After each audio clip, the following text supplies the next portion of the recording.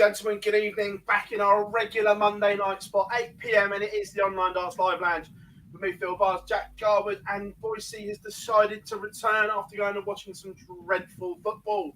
Gentlemen, good evening. It's a darts show, thank you, Phill. Can't talk about that.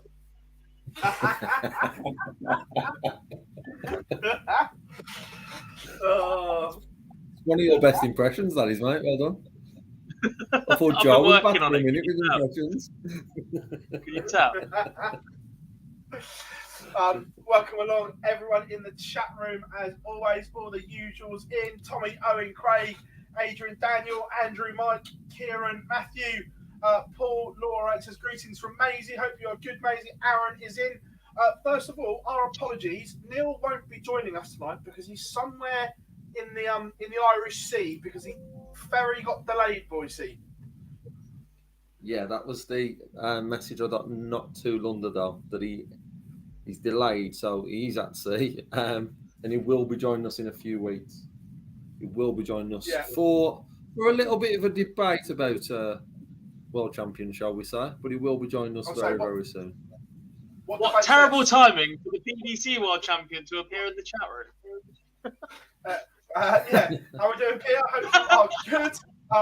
Phill is in. To be fair, I stand by it. One sport, one world champ. Peter Wright.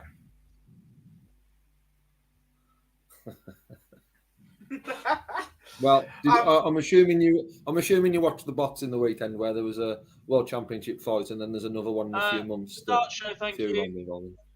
I was just saying about world champion. And you know I don't agree with that either.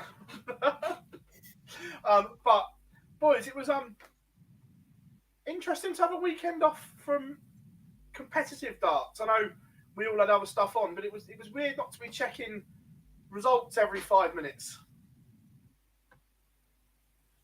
I mean, I was calling results instead of checking results, so yeah, it didn't really make a difference to me. It's quite fortunate actually, because this weekend was a rearranged county fixture, and the chairman had forgot to let me know before Thursday night, so it was quite fortunate there was no PDC darts, because they wouldn't have had a caller.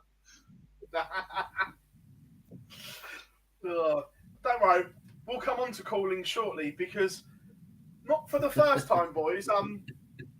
Let's say other things influenced our Premier League chat at some point as we go through the night. I think this is going to be a huge talking point of the show, what went down in Aberdeen for more than one reason. Of course, Jim McEwen is in the chat room. Jim, hope you are good. I'll see you on the live league soon, mate, as well.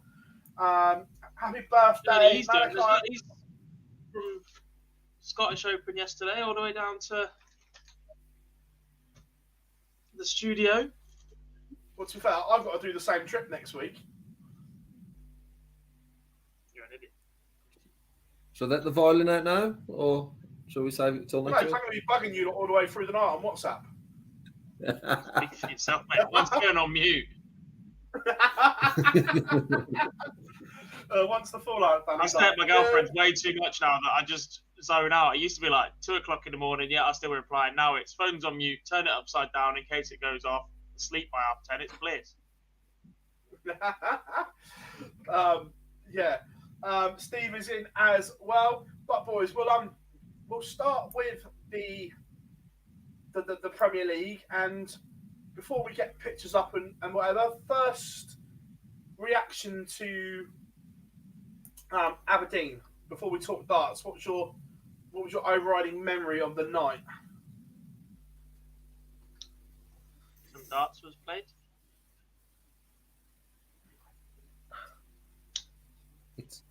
Same memory as every week, mate.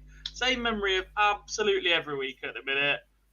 Struggling to get excited about the matchups, the games, etc., because they just come round far too quickly, far too often, over and over again. Look, and that was a little bit of a criticism of the old formats. You can't say we'd rather go back and do that when it happened in the same, but at least that was, you play them once in the first 10 weeks and you play them potentially again in the second block if you're still in the tournament. It's just so frequent right now that these guys are meeting each other that it's taking the gloss off those matches. It's taking the gloss off it if they then run into each other in a quarterfinal of a European tour or a pro tour or whatever else. And I think more and more people are starting to get just that little bit bored of the Premier League. Starting to see a few more grumbling. Just adding on to that as well, I think looking at Thursday alone, all that I agree with, but then the back end of the Premier League, I was looking forward to seeing a fight for the top four in the playoffs like we used to. And what probably Thursday's brought is that divide from 4 to 5 now probably means that the back end of the Premier League, we could be looking at just once then a nightly tournament on night 15 or night 16. We could be in Newcastle with absolutely nothing on it because that gap is just getting wider and wider. Do you mean Newcastle? Which means Phil's got to go all the way from Newcastle to Surrey in time for the seniors for the sake of what could be an absolute non-event in the Premier League. Because everybody's already there, nobody cares. It's almost a non-event in Dublin this week. Let's be fair. Mm-hmm. The top four are almost that far. It's going to take one of Gezi, Gary, Joe. Gary's gone. But it's going to Gary and I'd say almost as far as Michael Smith have gone. It would take something very, very special from Gezi and Joe Cullen right now. Well, they're probably going to have to win at least 2 and get to a final, even to be in the equation. I think it's achievable. I think one of them just has to have the sort of James Wade run of constantly in finals. It's not about, for me, it's not about winning at the moment. It's not about winning the night. It's about having 3 or 4 weeks of constant finals. And yes, if you pick one up, happy days. But to then touch with them, it's not as if you're just trying to touch with Peter and James who are just 5 points away. They're also going to build points up as well and then build that gap. So it's about a run of consecutive semi-final finals than it is just having the odd win or the odd final. But for me, that's probably what's taken away from this week is looking at that league table and seeing that we are 6 nights left, 5 nights left, is it, or wherever it is, and we're still already looking at potentially that the top playoff place is already set. They're just fighting for positions. Well, we'll give you a little teaser. There is an interview coming this week with a current Premier League star that has his say on the format. The first one to speak out.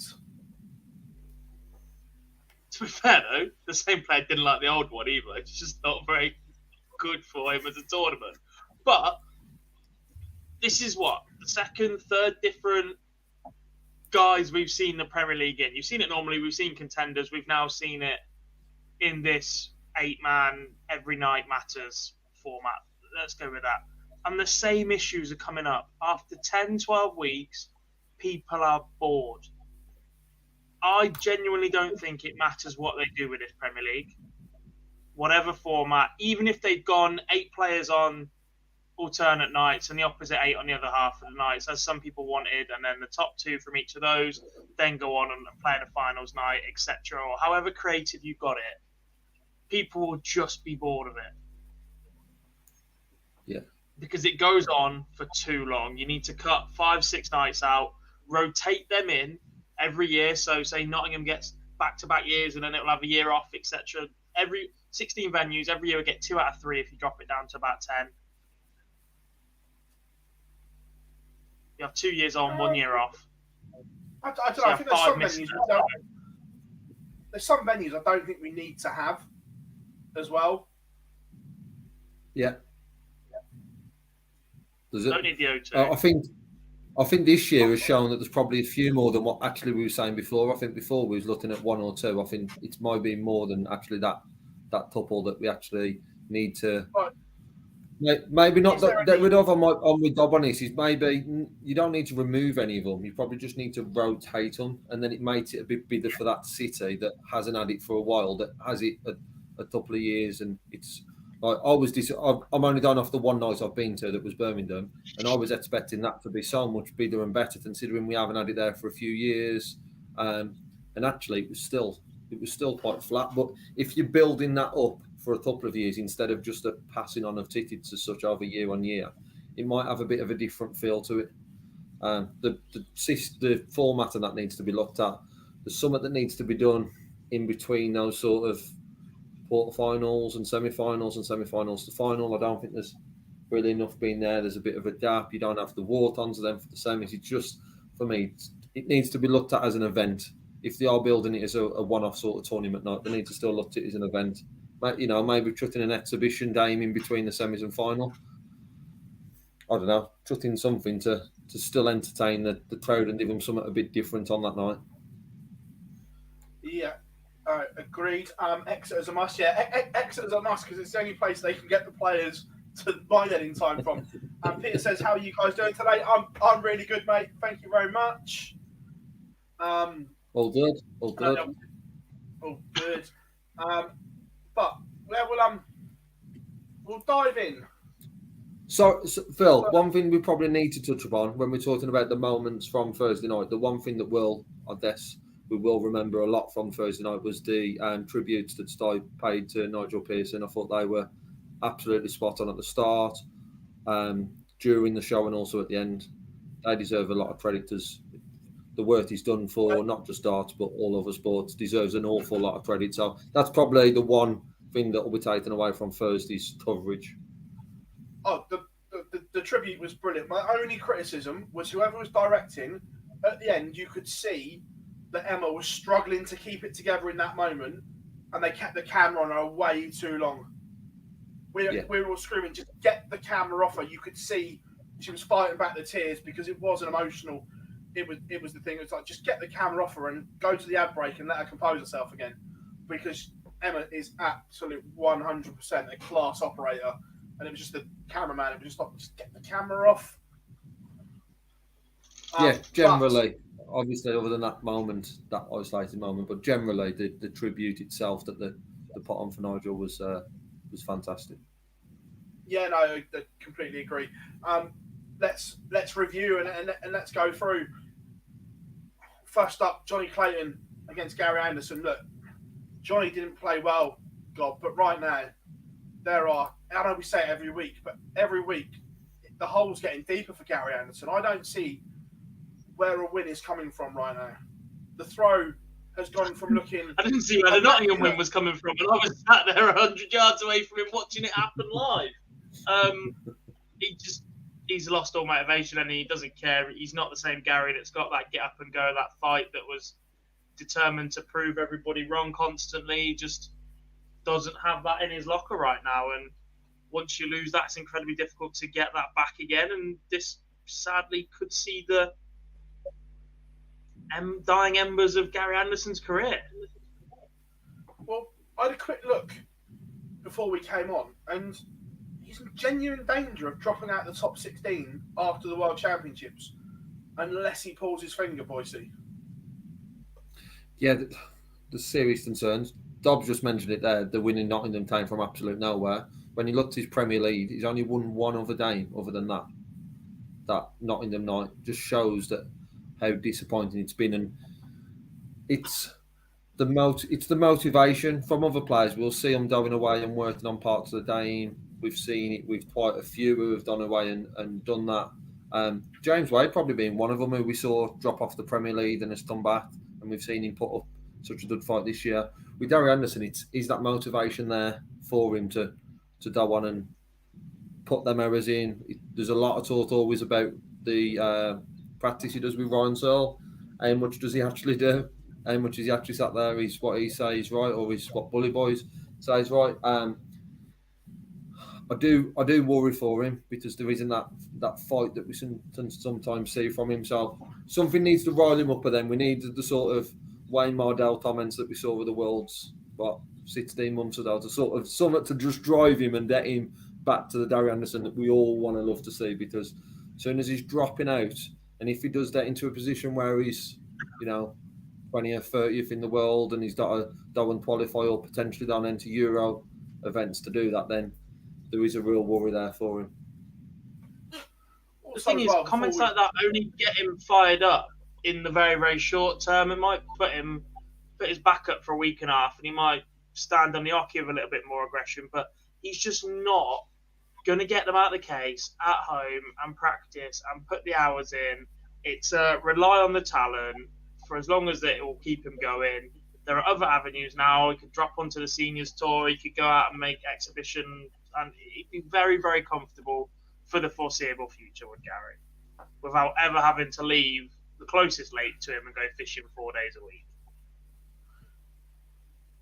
As I say, the old saying, hard work beats talent when talent doesn't work hard, is an absolute prime example as we speak. And before we move on from Gary Goggs, I don't want to bash him because he's an absolute gent.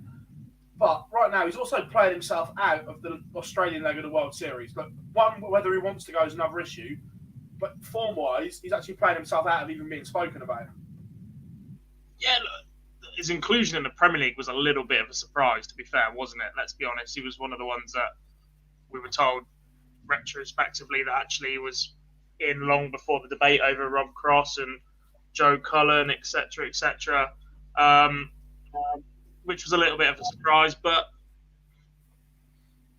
this stint is not doing him any favours at all. No.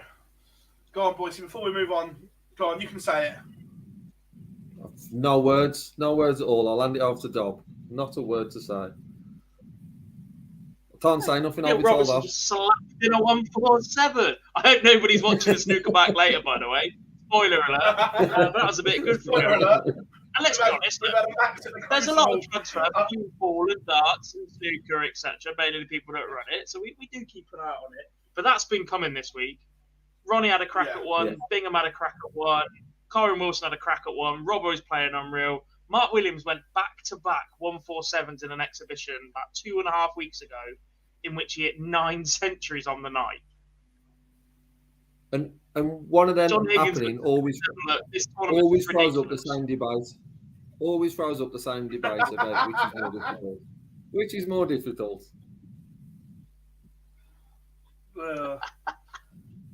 Yeah.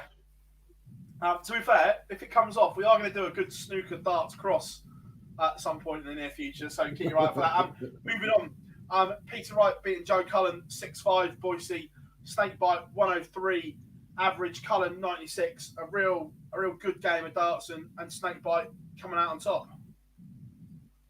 Yeah, a statement we saw on, was it Wednesday, from Peter saying he wasn't going to change darts. He was going to see his World Championship darts and see him come out flying out the block sort of thing. Then he's not going to give anyone chances. And to be honest, that first statement against Joe, that's what we seem to see from him. It was a very, very good performance from Peter Wright.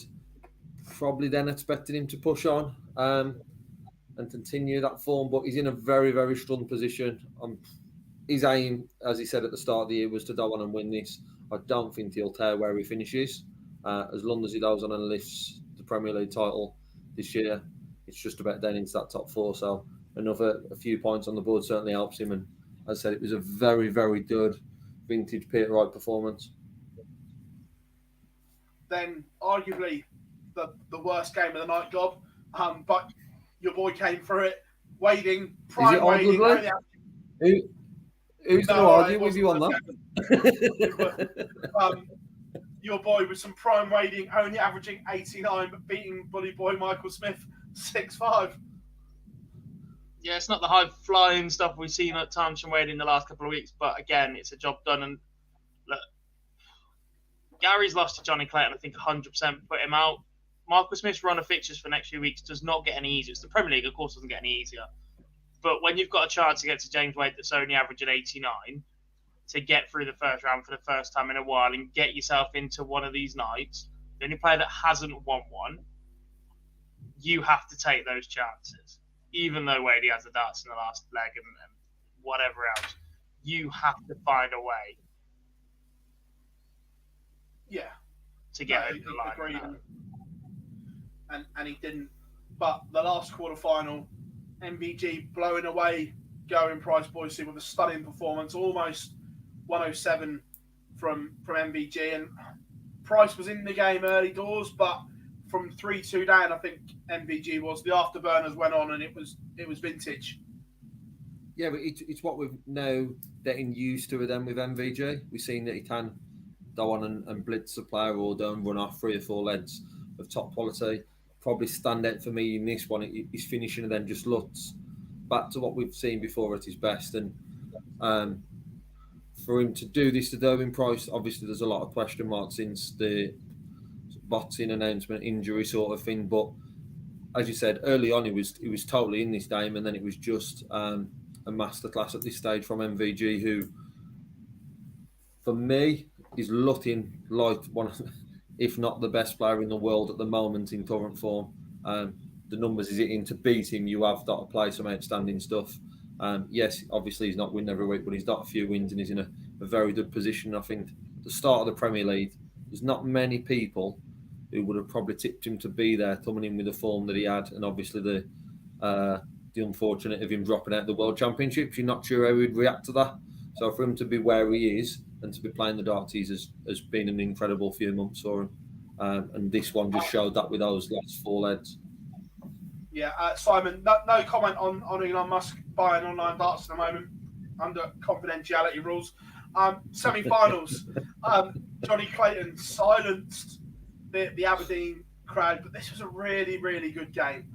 And it was one that could have gone either way, but in the end, it was the ferret who found something in that last leg. It wasn't these two when they get going and battle it out.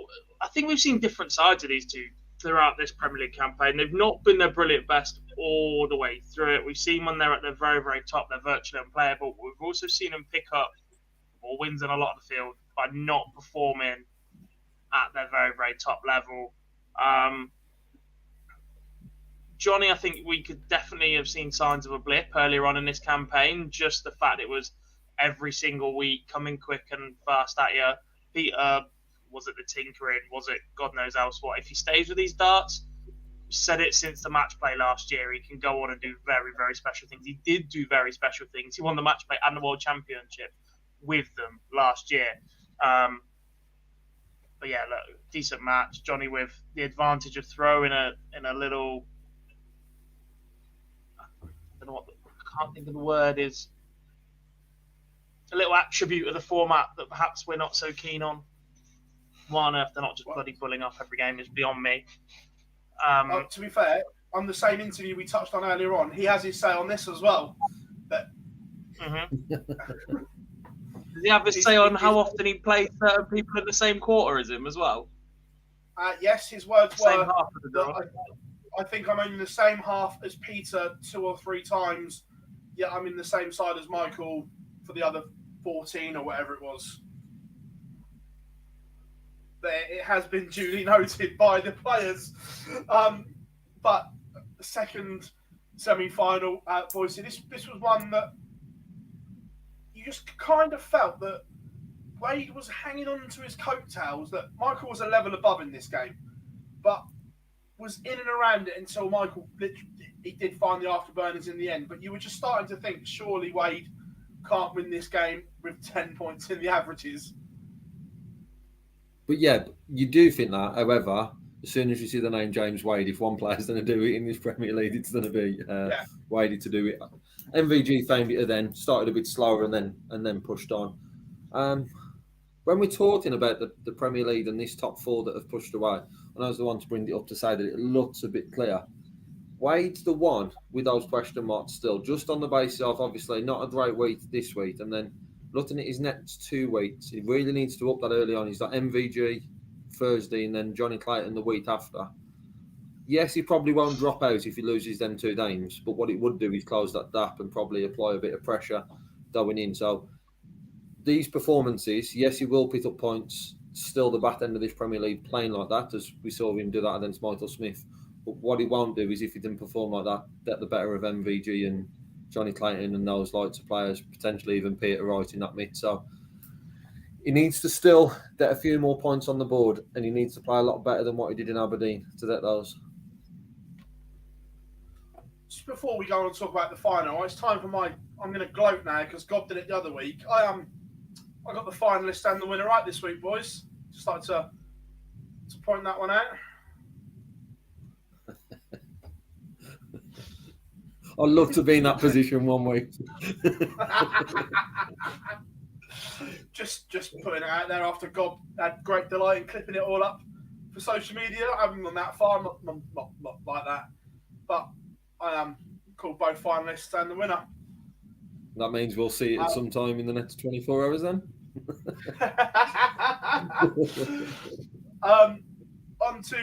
Onto the final. Look, first of all, let's not distract from it. It was an absolute great game of darts, Gob.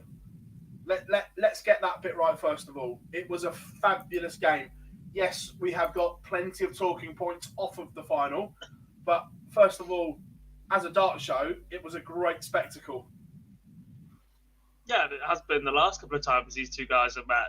It was sort of the running joke. Can these two play each other every week? Because it just keeps delivering. They met in Manchester, 109 average, played 105. It was just, they're just delivering. They're just at a very, very good level. And look, it's very, very hard to disagree with what Mark Webster said afterwards right now. Yeah, no, it is. All right, hold your horses. Right, let's do. Well, if I'm going to tee you up for it, press the button, Phill. Come on, man. All right. That was like the volleyball setup. It's only a short but sweet one, but this is Mark Webster. Proper final. Them two boys, the top two of the world for me at the minute. Forget the rankings. Them two are the best two players for me when they're at it. They always bring out the best in each other, and we see it throughout this Premier League. We'll carry on seeing it, and it was a great way to finish in Aberdeen. Shame about the crowd involvement, but I thought it was a fantastic night. There you go.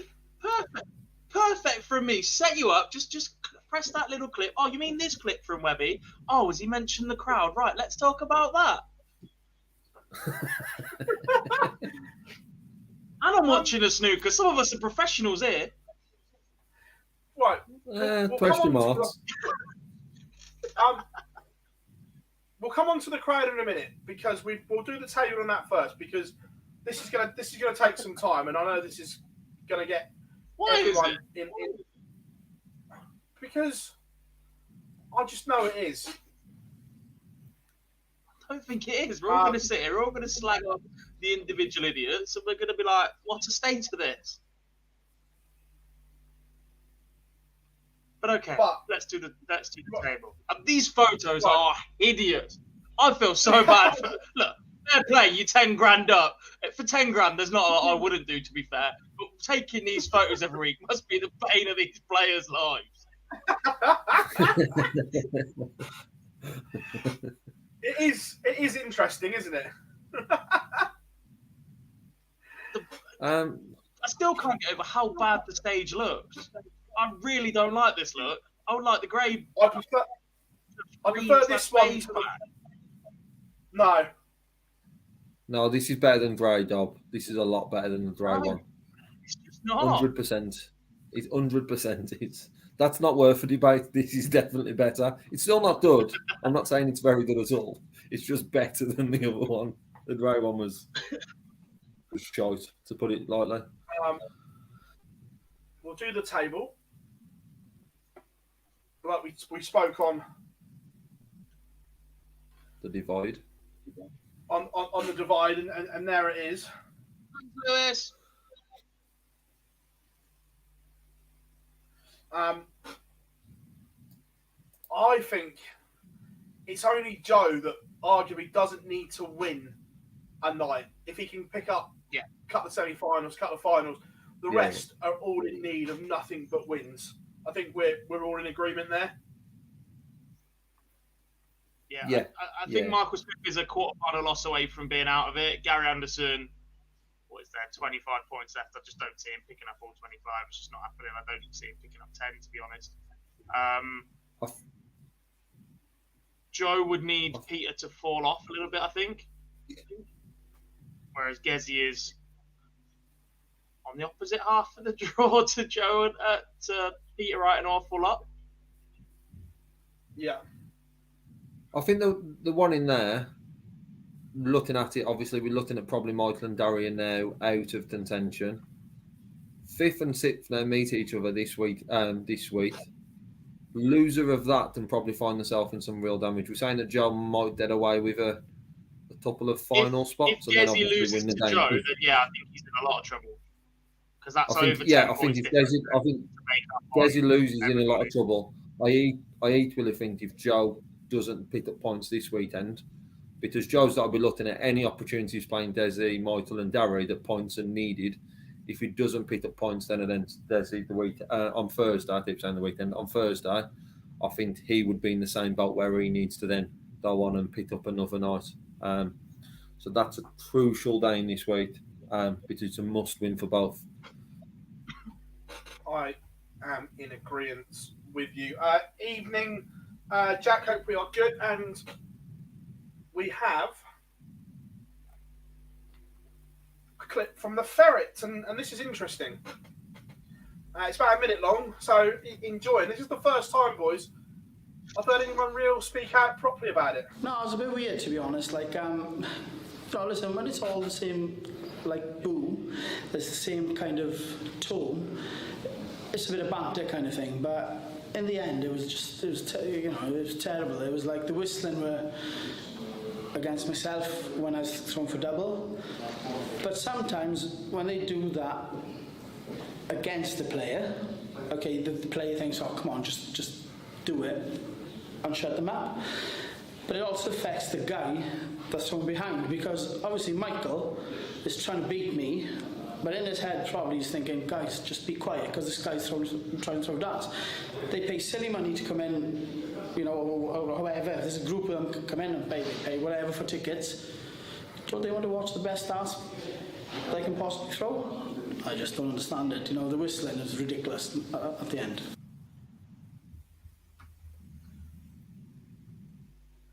There we go, boys. The first one to properly speak out about it. We've seen others speak out a little bit. I think Joe Cullen made very, very similar comments, whether that be at Euro Tour or back end or something earlier in the year, and he pretty much said exactly the same thing, that a constant wall of noise, you can get on with your job at hand, like you can want to hit it to shut them up booing, give it them back a little bit, etc. But when it is individuals at every single event that are whistling and shrieking and all those things that we keep going on about, that their only aim is to deliberately make the player miss, that's where we've got an issue.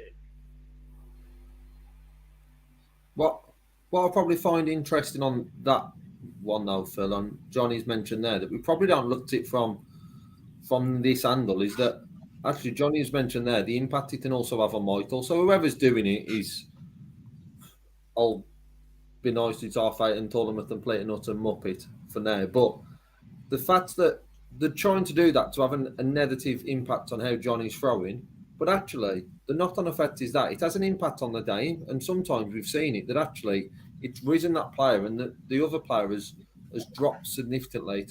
We've seen it with Michael Smith's probably one of the best at trying to get the crowd to calm down and not boo and whistle the player. We've seen there is other players that do it as well. But the impact it can have on the game itself, and to Johnny's points, which is spot on, when I go to a darts event and 99.9% of the people want to walk away seeing the best darts that you can possibly see. You want to see 9 darters, you want to see 180s, you want to see big outs.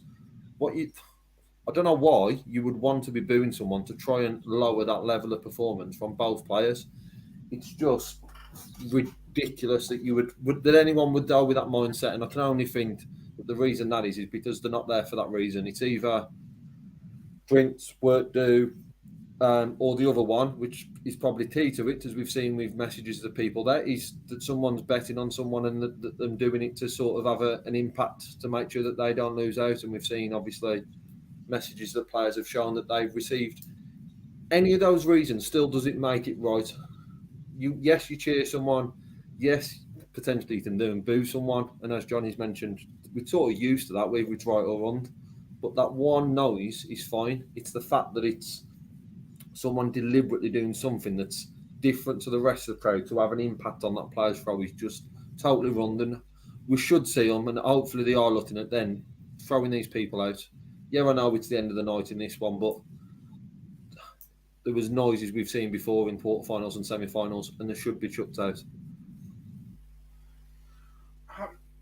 Mason's in. Hope you are good, buddy. I'll see you tomorrow. But this is the thing. It's how do you police it?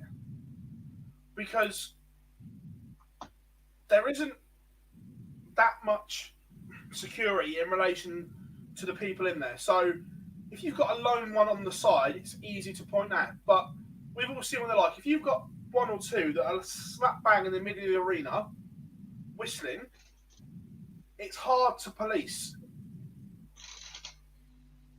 It's hard to get in there. If people aren't just doing it once, are they? If they do it once and they see security around them, that's job done because I've stopped doing it.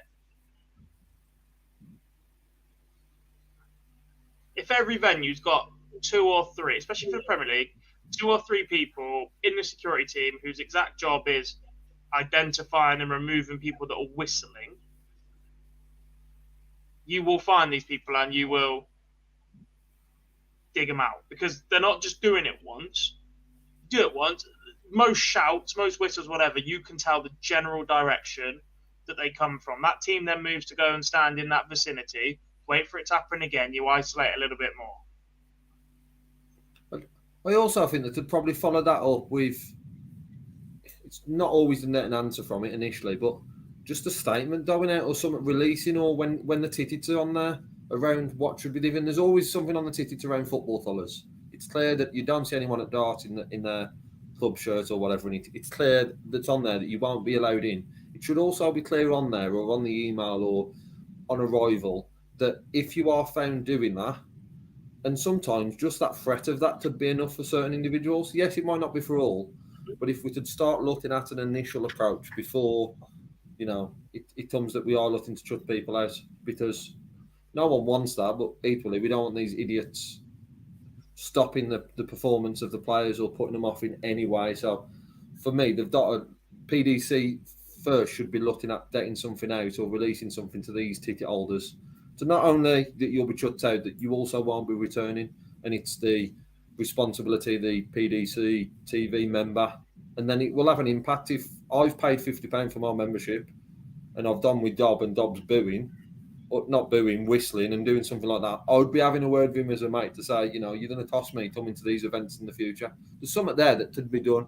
There's different ways to look at it, but there's other organisations that do stuff in all kinds of different sports, but they've got to look at something because it's having an impact more and more frequently. And it's not just as well, sorry Phil, it's not just before we had these complaints month on month around how bad it was in Euro tours and how bad it was when someone's coming up against Mats up in Germany, for example, and how bad their crowd was for stuff like that. It's not now there. It's happening way, way too much in the UK. And we're seeing it in Premier League nights where the majority of them are in the UK. And we need to take a lot of blame and make sure that's changed and put out very soon.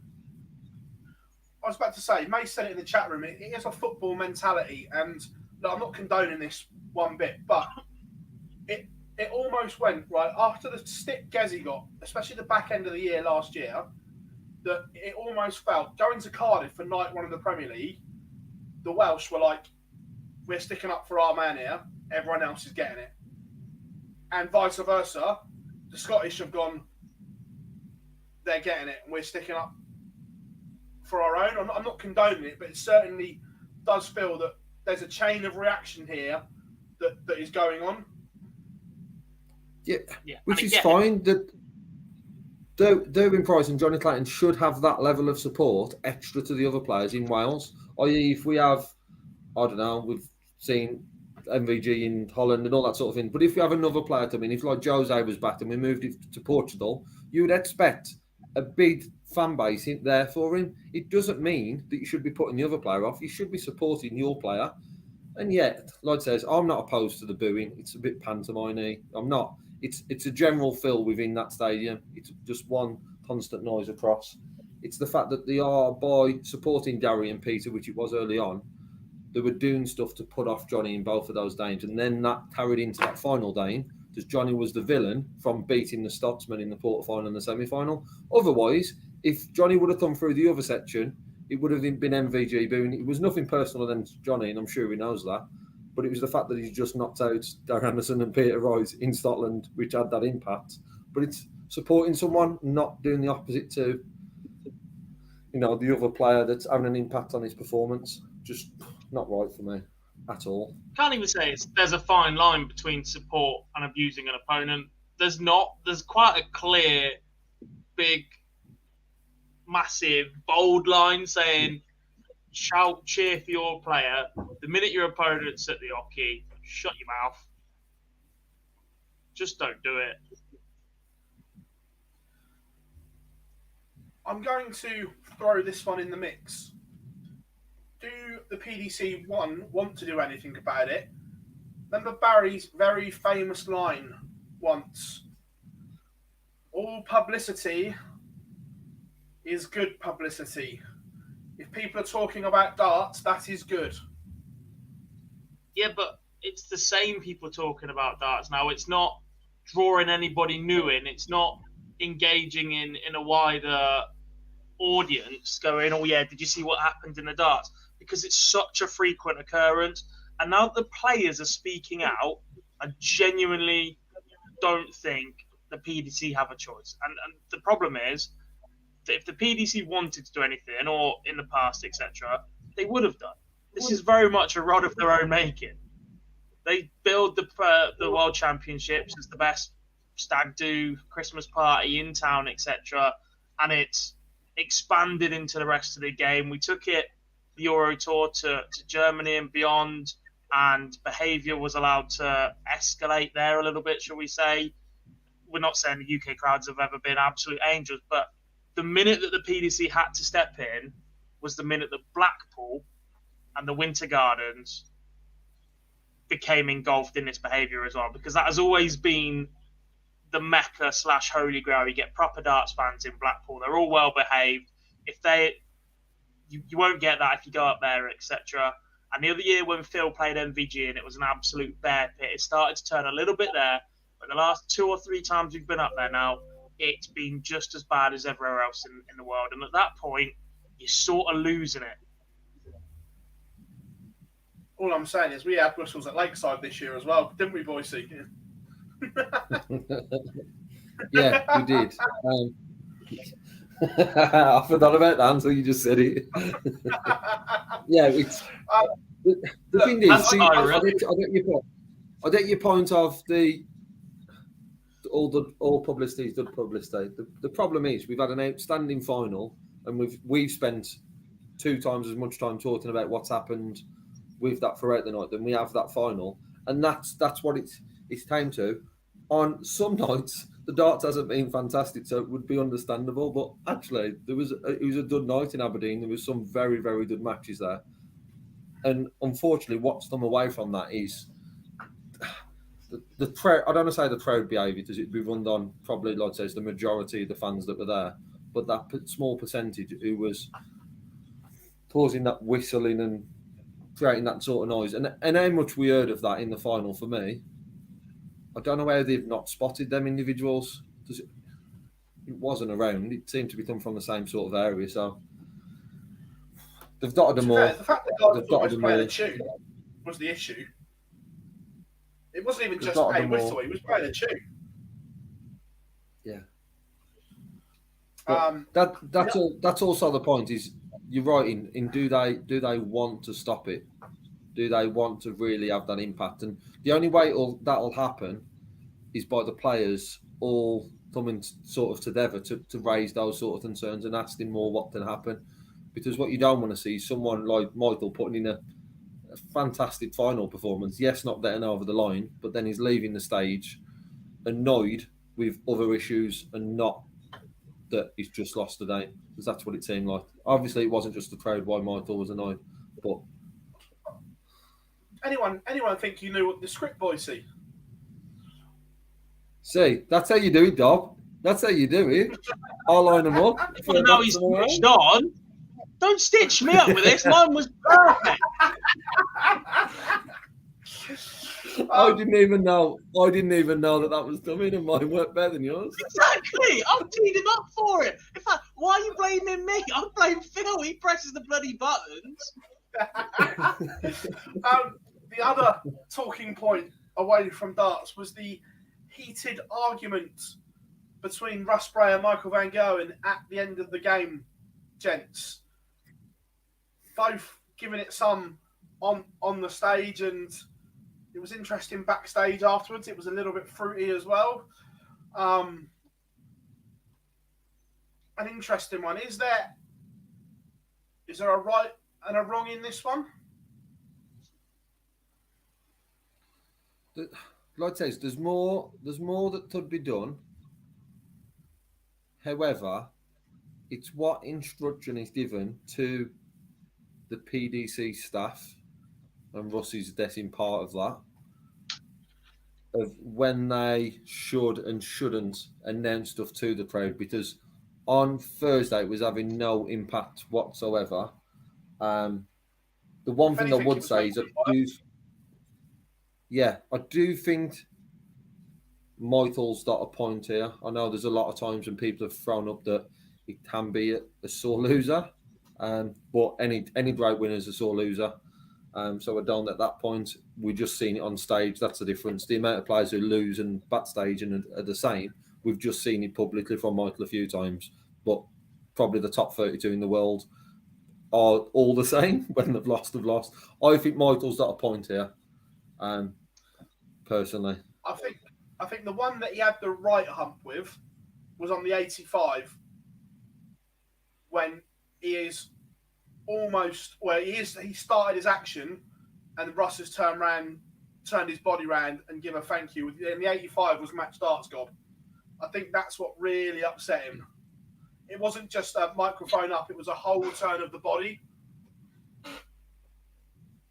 Yeah, look, I spent all weekend calling. You're very, very conscious of any little body movement, any little action, trying to rock and get a view of are darts in a double, are they not, etc. See, Russ doesn't have a big light ring in a way, so it's a lot easier from that perspective than what I'd be doing. But I can't pin any blame on the referees. Russ is just trying to manage the game in the situation and as fair for both players as possible. I genuinely don't think they've ever been given any direction from the PDC, and if they have, it's just don't address it. Just let it go on. I don't think the referees have ever been told this is what you need to do if it gets too bad, or this is what needs to happen here, there, and everywhere.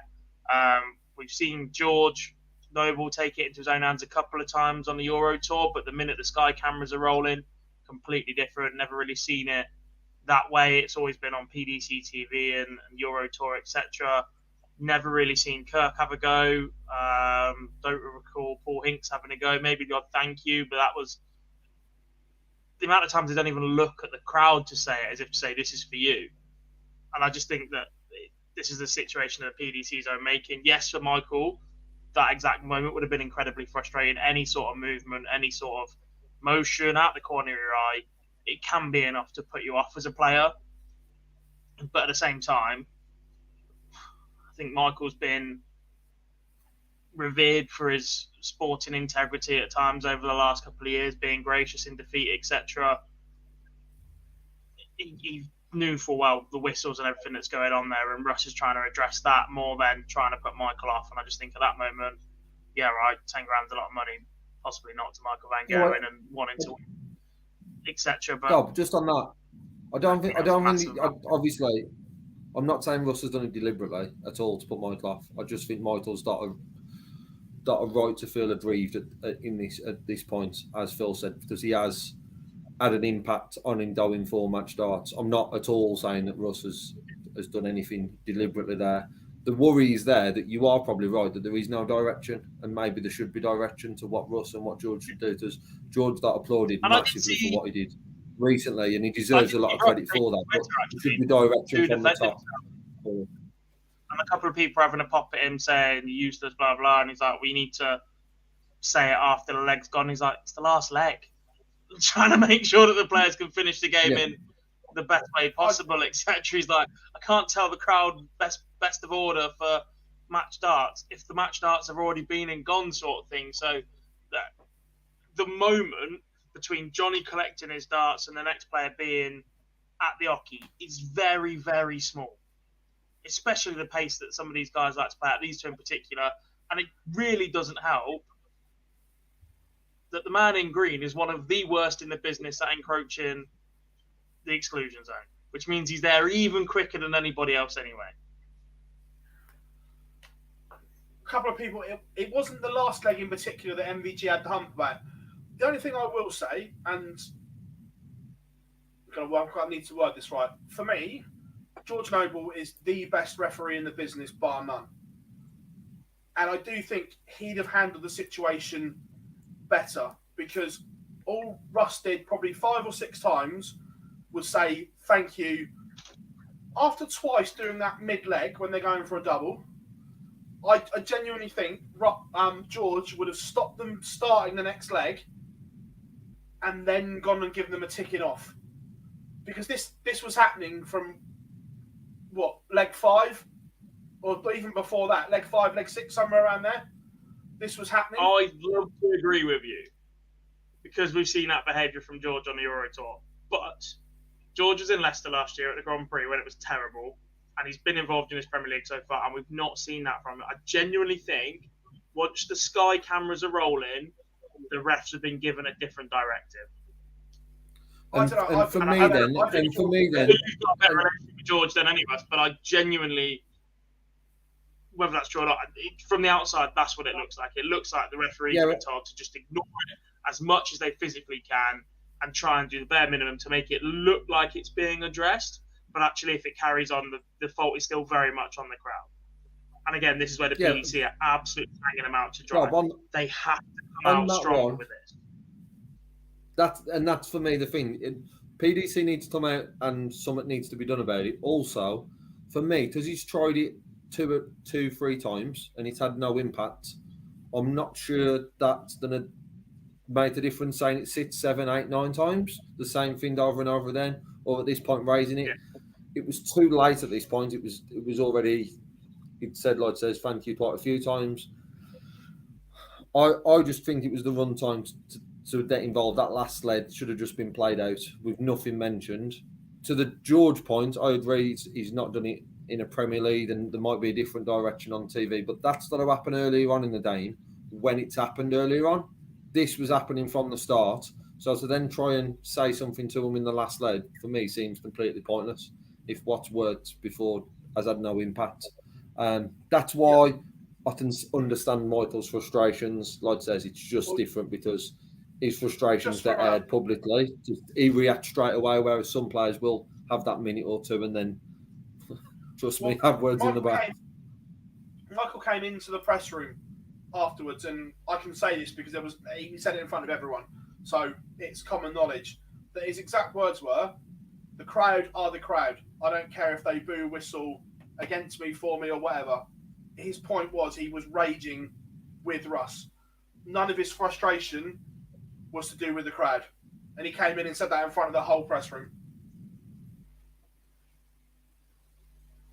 Yeah, I think that's I get his frustrations. I get he's frustrated in that moment on those match darts, but Michael is one of the strongest voices in the PDC. If he says jump, an awful lot of people say how high.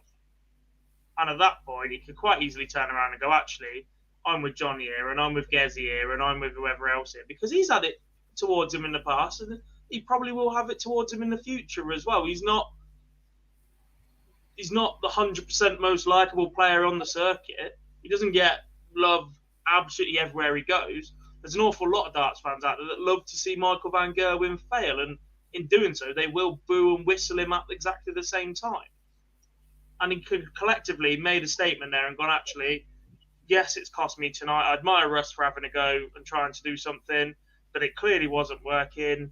Johnny nearly affected a very great game. I'm with Johnny. I'm with the rest of the players. Something needs to be done. And if the players start speaking out like that, action is taken. Because there's an issue here now, in that if individual players speak out, individual players get picked off by the crowd. Gerwyn Price has always had a love-hate relationship with the crowd. But the issue is at times he's not known when to not say anything. And when he's the only one speaking out about them, they're going to get their backs up. You go to an event, Gerwyn Price doesn't like fans in a venue, you're going to get it. Now Johnny's speaking out. Unless everybody else follows him, I don't know how you can boo a man like Johnny Clayton, but he genuinely could be the next one to be targeted by crowds wherever you go. All I'm saying is, after Steve Beaton was booed at the Worlds, no one's off limits. No one's safe. And I was going to add to that, as much as I understand, and I've sort of sided more towards Michael in here, the disappointment thing with that sort of line he said, and I'm sure he would tweet it probably slightly is that the whistles, the booing, I don't care about them. For me, the players need to be sort of united in the whistling aspect of it. And as Dob says, they all need to bring that up, because I think as soon as they're all saying it, that's when we'll see it. So that was probably the disappointing part of MVG saying, like I says, I understand these frustrations at that moment, but I'm just back to the whistling and then it's doing made in. But the whistling just needs to stop, and they need to come out and all be speaking about it, and not individuals, and also not when it's just happened to them. We've seen it where sort of someone's beat someone and the opponent's had it. It's then that you need to be mentioning it as well, because it's always mentioned as sort of a sore loser, as having that sort of side. We've seen it with Desi a lot of time. We need it at other times, and it needs to be raised a lot more from the players. Yeah, we've certainly got the chat room going. It's good. Some absolute superb comments in here. Welcome to everyone who is joining us as well. Look, I just don't think there's an easy answer to this, because I think it's gone too far almost to get back. But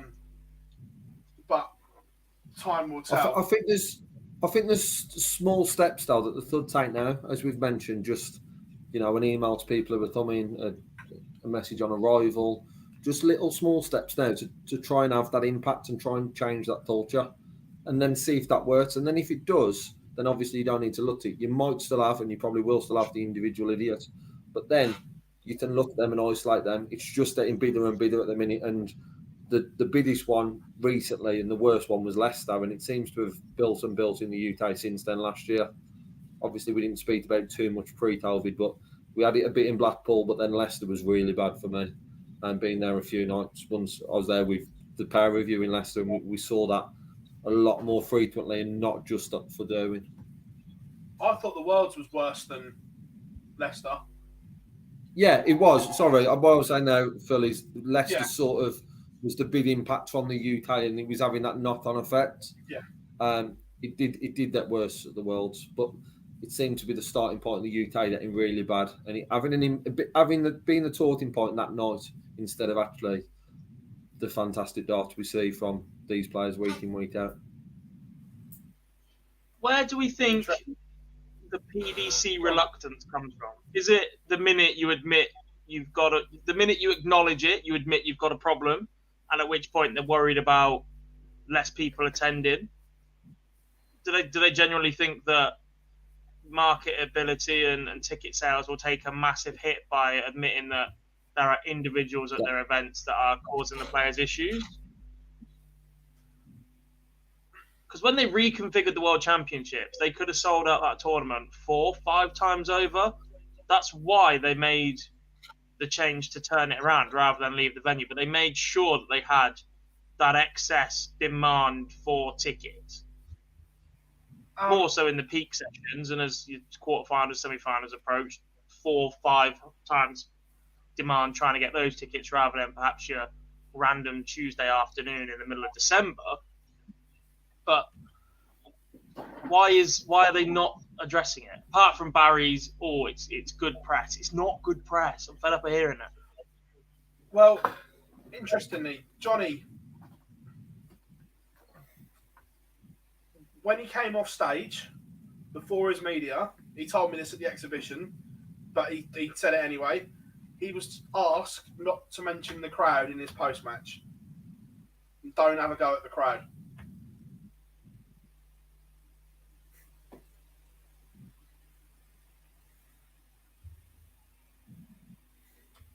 Which sort of says it all. To your point, Dob, for me, it's the financial sort of reason is why they're not. I don't think they would take the blame as such, but I think the reason they won't mention it is the concern of would it have that, how much of an impact would it have financially if people are not coming for the big sort of piss up, they are coming for the weekend away, Minehead sort of thing, or the World Championships for the do. That's sort of probably the impact they're looking at.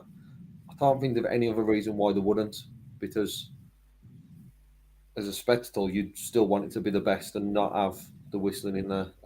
From your point, Phill, that's on the Johnny being told sort of says what we were saying, as you asked earlier on, would the PDC want to change it right now? And the answer we all thought was no, and that probably clarifies that point, doesn't it?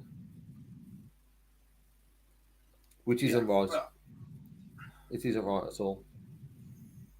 It'll be interesting to see in Dublin this week, because obviously there's no Irish players in there. They're almost neutral in respect.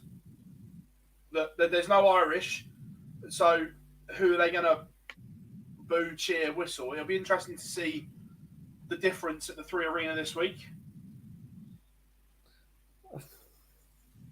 Probably in any other sport, you'd probably looked at it that way. But for me, the photos you'll hear the boo straight away as soon as you start hearing the roar of Derwin Price from the walk on. As soon as you hear Katy Perry. As soon as you hear Katy Perry. That's sort of where. See, I went with a roar, and I thought you'll take it whichever way you want, whether his first checker or the song. But yeah, you're going to hear it straight away there. And then what this tournament can happen is we can see that sort of knock-on effect. That's all it was with Johnny. For me, Johnny can be back in Aberdeen next year, get to the final, go on and win that night, not play a Scottish player, and he'll be one of the best supported there. It just happened to be that night he had to knock out Darian Peter to go on and win it. Yeah. Right.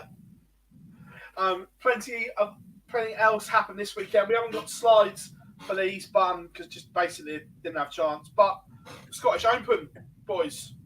WDF event. It looked rammed up there, the pictures we saw on social media. And James Hurrell defeats Ryan Murray in the final, Gob. I saw 3 darts of this final just to find out who was on commentary, because I can't lie, I was watching the snooker and I just finished refereeing 36 games for the weekend. But yes, James Hurrell does. Is he still, I presume that means he's still WDF number 1, and that books his spot at Lakeside next year already, I believe, as well. So there's a couple that have already secured their spots. I think after winning the Worlds, Neil Duff went to 1. Yes, he might have done. I don't think it's on darts rankings. Yes, Neil Duff's number 1, James Hurrell's number 2.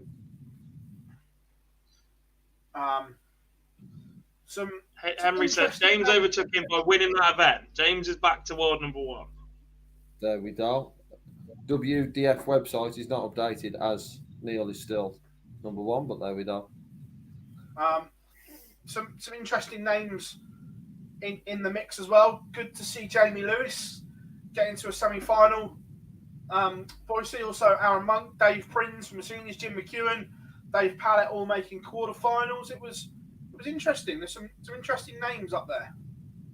Yeah, getting to sort of the last 32 on Sunday, there were some very, very interesting names. Some players who, obviously the live lead we've seen them in, but that sort of aside on a PDC stage, some we haven't seen for a couple of years. Jim, obviously, who was unlucky at the Worlds, put in a couple of the performances, just turned up. But when he faced James Hurrell in the quarterfinal, James Hurrell just put in his best performance of the weekend, averaging 101 to get the better of Jim. Jamie Lewis, it's a shame that we saw him drop off, and from a lot of his social media posts, we wasn't sure how much he'd be playing. You know, we'd seemed to have lost that love the day because of what he'd been getting online and stuff.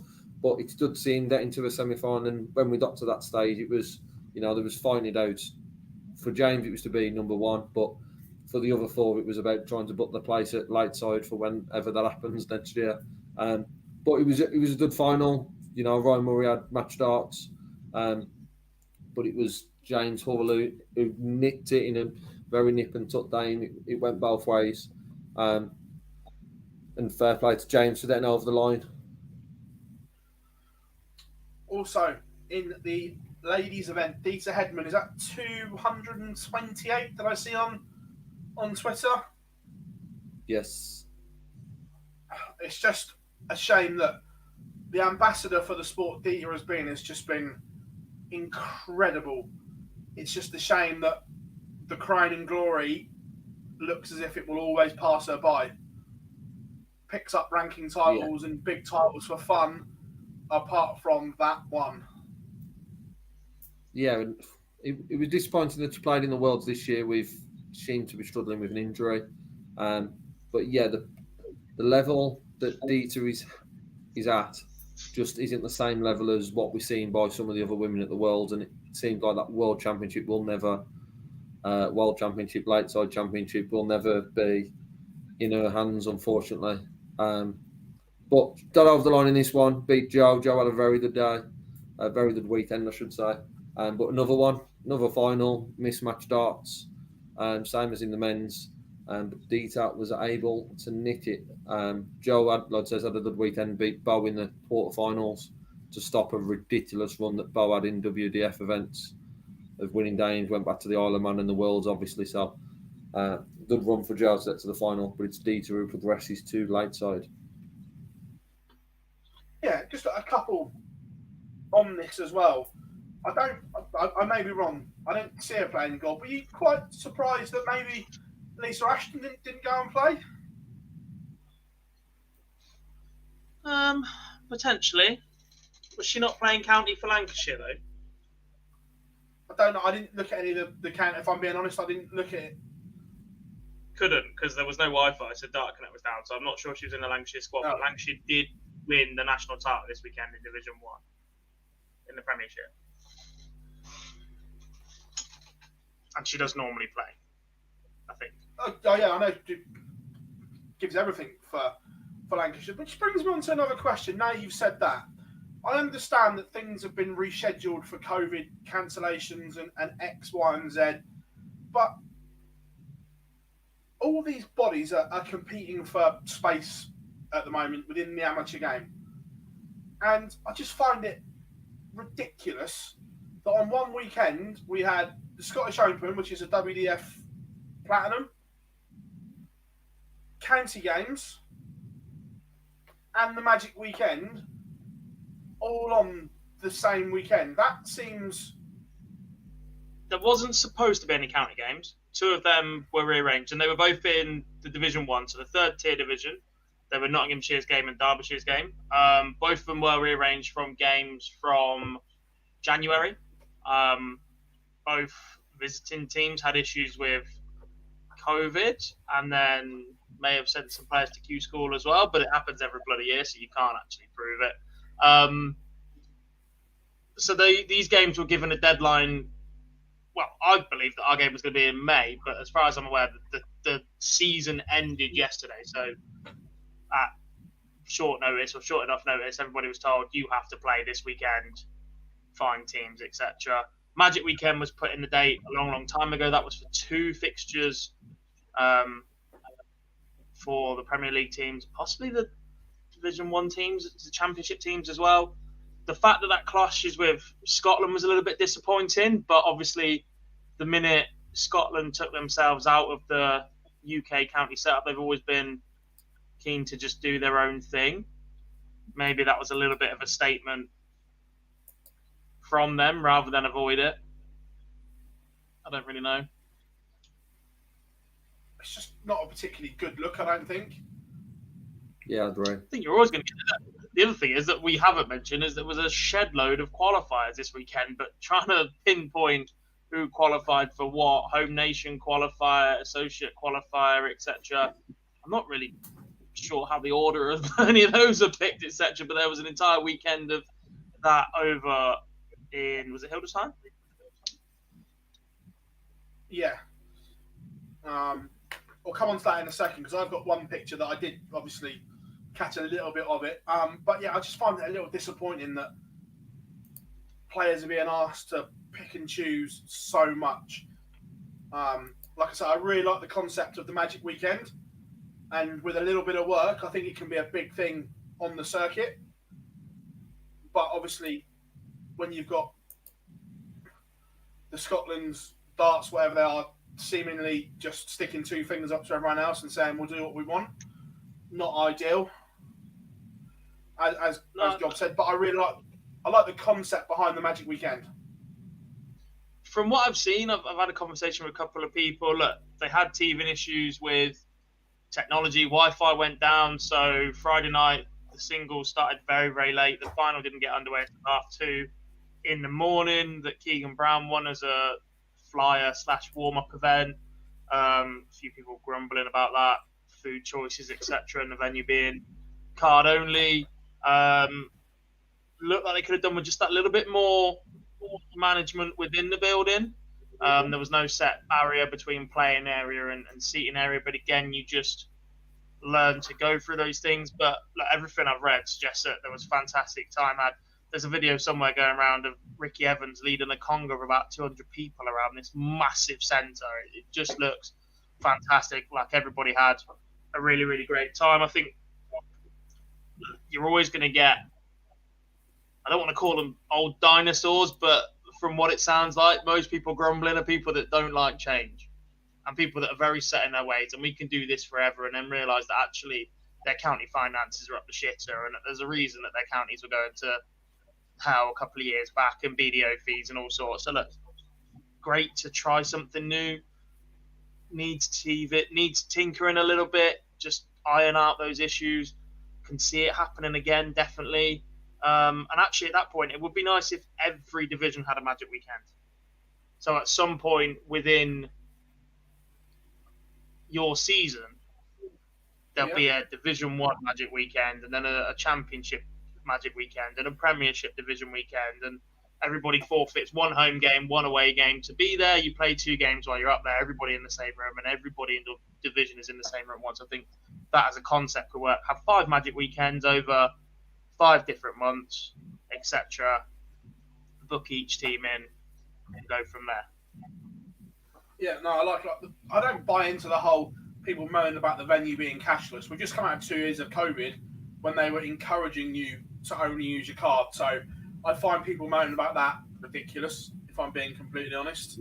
Somehow, and I actually quite envy them, there are still an awful lot of people in this country that have managed to effectively stay off the grid.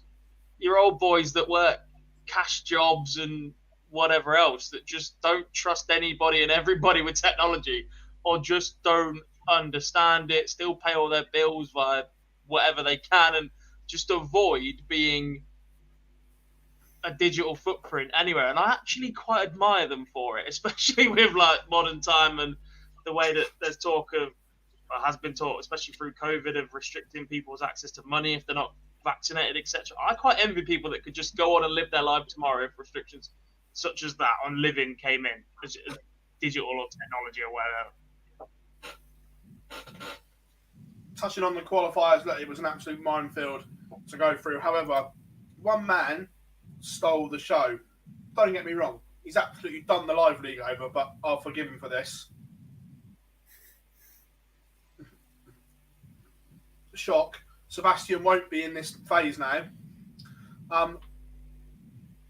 But he qualified for 3 out of 4 Euro Tours as a associated member qualifier, boys. And after the damage he did at the UK Open, there'll be 1 or 2 pros thinking, I don't want this man in round 1 or 2. Or even later on, if he gets there, because we've seen what he's done at the Open. Just to also call out, he's the person. He's the only player I think I've told a 9 darter for on a stream. Anyway, but what he has done is he's proven at the UK Open the levels he can perform at. So there's certainly a lot of players who are going to want to avoid him, as you've said, because the levels can hit, and to qualify 3 out of 4 is some great achievement with some of the players that were on there. As you said, it's a bit of a minefield looking at who's in what qualifier, but fair play to Sebastian in getting through those. I just look at it that he had a great run at the UK Open, Gob, and if he can have a good run at these 3 Euro Tours, could he get himself in the European Championships? Could he add more money to his order of merit? And could we see Sebastian Belowecki heading to the World Championship and maybe doing enough to get his card out right? big steps for somebody not based in the UK that isn't picking up like Chaz Barstow was doing, or someone like a Scott Williams doing right now. But it's not beyond the realms of possibility. But you have to go deep at these Euro tours and rack up the money very, very quickly there, and then you're relying on going deep at a European Championship. But yeah, definitely not beyond the realms of possibility. If he's gonna play at the same level that he did play at the UK Open, then definitely a threat to seeded players, etc. He will be one that they won't want to play.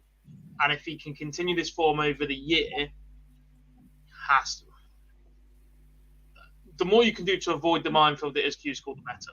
And if he can put himself in a strong enough position, either through Challenge Tour, get it outright. Is he still young enough for Development Tour as well? He is, isn't he? He's only just turned 18. So if he can get to those, the issue is you have to be travelling. For somebody Sebastian's age, the unfortunate matter is that there's still an awful lot here in the UK that he needs to be here for. So he has to be travelling an awful lot. But decent team behind him. To the UK for these is not an issue. It will happen. Yeah, decent team behind him. I know. Just needs to make sure he's got that commitment out and delivering those games when he gets in. Yeah. Just an unbelievable weekend for Sebastian Bilowetsky. Good night, Peter. Hope you are good. Right. We will do this week's Premier League now. Wrong one. That's last week's. All right. Even though I might be able to pick last week's finalist. I probably still messed it up. But there we are. Is that better? We head back to the Emerald Isle. I can't wait to be going back to Ireland. February the 28th, 2020 was the last time we were there because of COVID. I remember it was the last trip. It was the last flight I made before the pandemic struck massively. But we return to Dublin, and this is my favourite Premier League night, bar none. I cannot wait. And it looks a very good night, boys. And like we said earlier, we could be done and dusted pretty much for certain players. We're saying they're on the cusp now. Come Friday morning, their Premier League campaigns could be over. Well, one of them, it definitely is. The fact that Mark Smith and Gary Anderson will take on each other is absolutely massive. The loser of that goes home.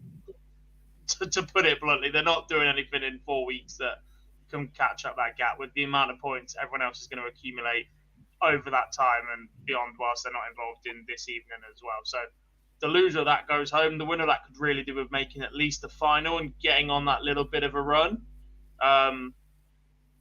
But yeah, look, that's a decent little lineup. Tough top section, tough bottom section. It's just Premier League, isn't it?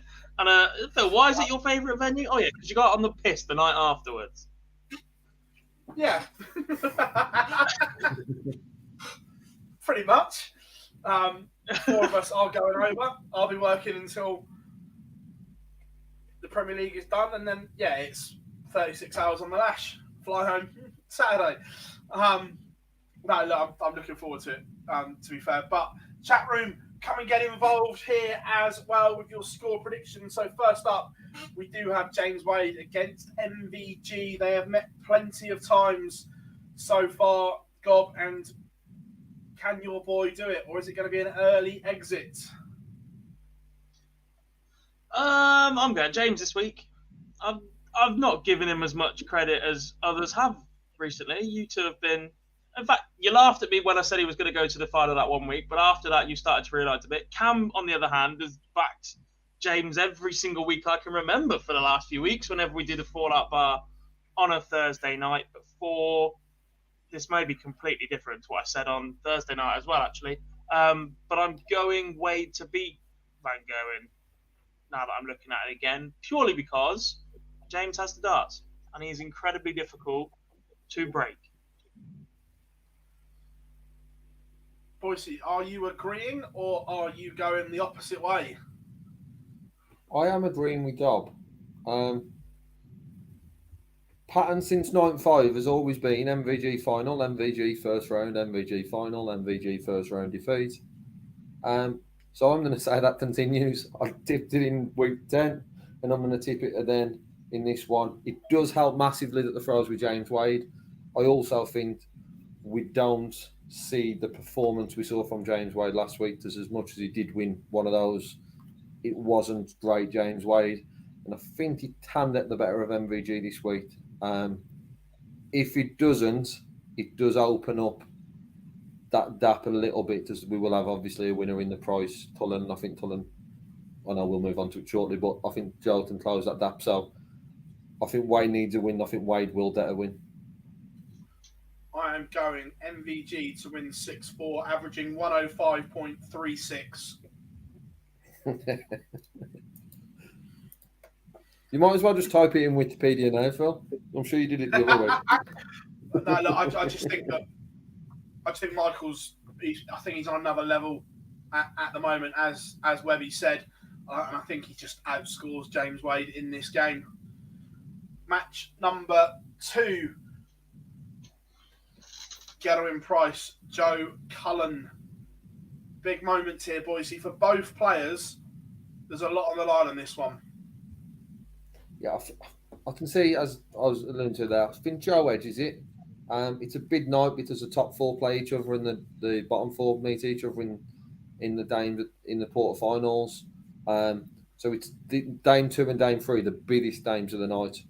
And for me, I just think Joe Cullen gets over the line. Plenty of question marks about Gerwin Price at the moment. Obviously, what he's doing, boxing, charity, all that sort of stuff, the injury.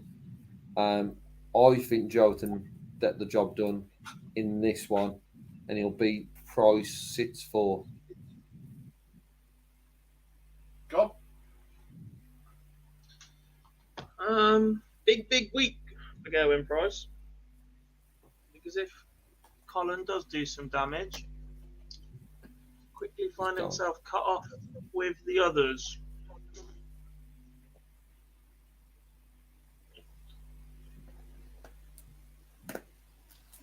Yeah, I think Gezi gets her in the last leg. I agree. I think Gezi wins 6-5. I'm going with Gob. I think that after having a real good chat, the interview will be out this week with Gezi. He knows what's wrong, what needs to be done. The boxing is off now as well. He will not box. It is just darts. So I think Gezi beats Joe Cullen. Match number 3, like we said, it is winner takes all. The loser goes home. Gob, will it be the master? Will it be the apprentice? Smith wins. So the apprentice. Yes, that one.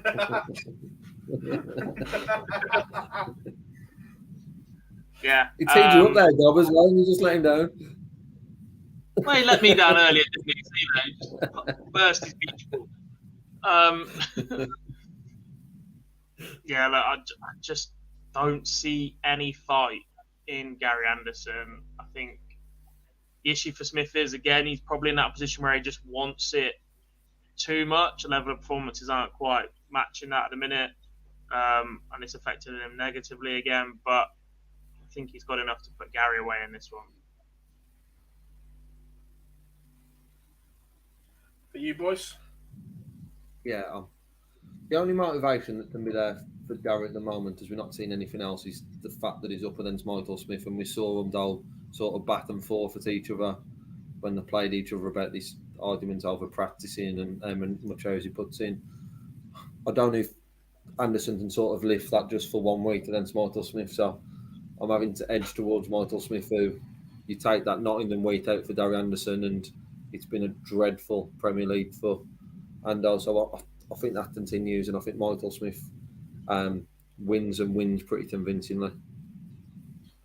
Which I don't think it's the same negative to Michael Smith at all, but I don't want to see it. So I'd love to see some fight in Gary Anderson, even if it's not going to mean anything for him then in the playoffs.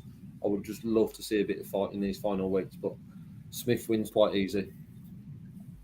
I don't like it when we're going clean sweep, but I agree. I think Michael Smith beats Gary Anderson.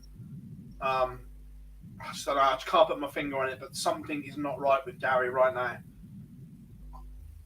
And sadly, I think Bully Boy gets the better of him. Wouldn't surprise me as well if we see a Gary Anderson dart change. If the scallop one comes out, he just tries something. Gets up there, chucks him, see how it goes. First couple of legs, be competitive, drop off. Yeah, I'd say it wouldn't surprise me if the scallop one come out. Last one. These two meet for the 400th time in 12 nights, or it seems it anyway. Peter Wright, Johnny Clayton. Look, are we all in agreement this goes 11 legs? Yes. No. But on this occasion, it goes against the throw. We've spoke a few times of it being an advantage, but I think it goes against the throw. And I think Peter Wright wins it. But yeah, in 11 for me.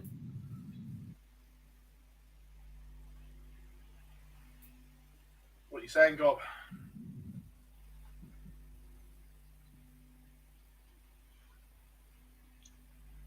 I've got Snake Bite as well. But I got him in 10 legs.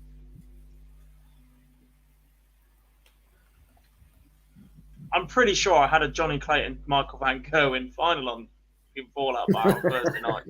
Absolute disaster. They're just not both of them out. I told Cam start writing them down this week and all. Absolute. In fact, Cam, what?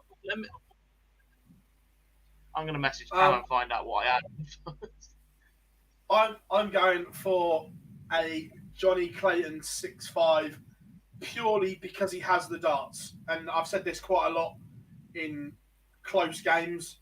I think Johnny edges it 6'5" because he has the darts, and I think we'll have a 1-2-1 traditional point to the side camera from Johnny at some point as well. But it wouldn't surprise me if Peter won 6'5" either.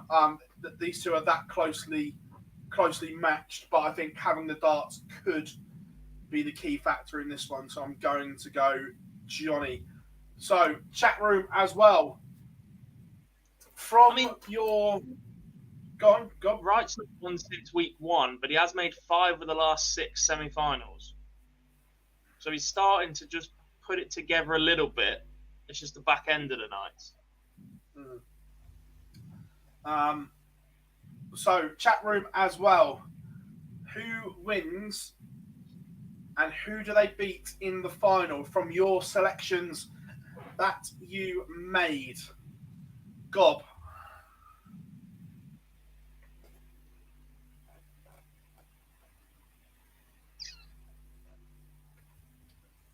I don't know. I don't know.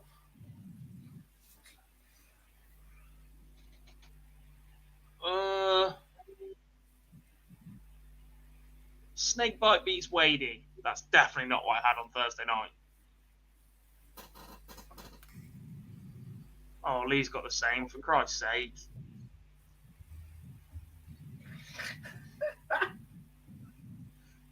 Jack.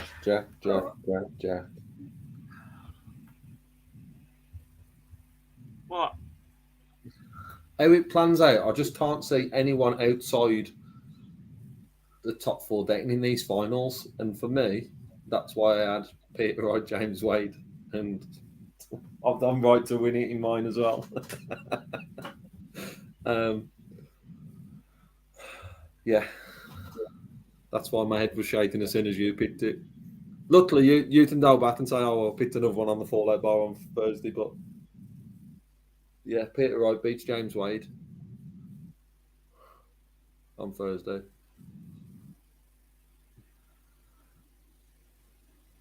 For me, we have a repeat of the final in Aberdeen. For me, these two are the best players in the world right now on current form. But this time, I'm going the opposite for the same reasons that I said last time. I said I fancy Johnny in Aberdeen because he had the darts. I'm flipping it this time. I think MVG beats Johnny in the final because MVG is at the top of the draw this time.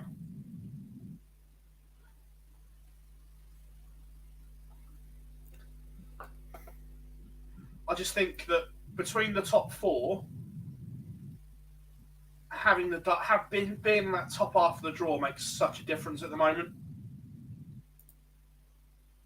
Yeah, I get that. I think I do worry as well for the Premier League, the back end of the season, if mine and Dobbs' prediction is right, because I think if Peter Wright and James Wade are in that final, in whatever way that final result comes, that gap just becomes even bigger, and we've just got a race for top position that means absolutely nothing in regards to prize money or just to say I'll finish top of the Premier League table.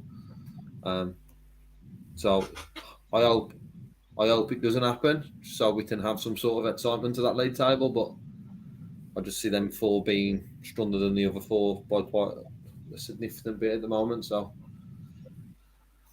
could that separated even more?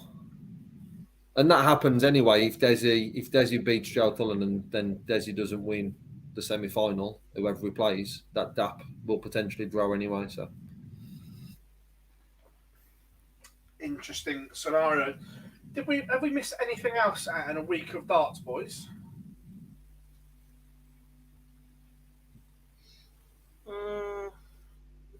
try to have a look.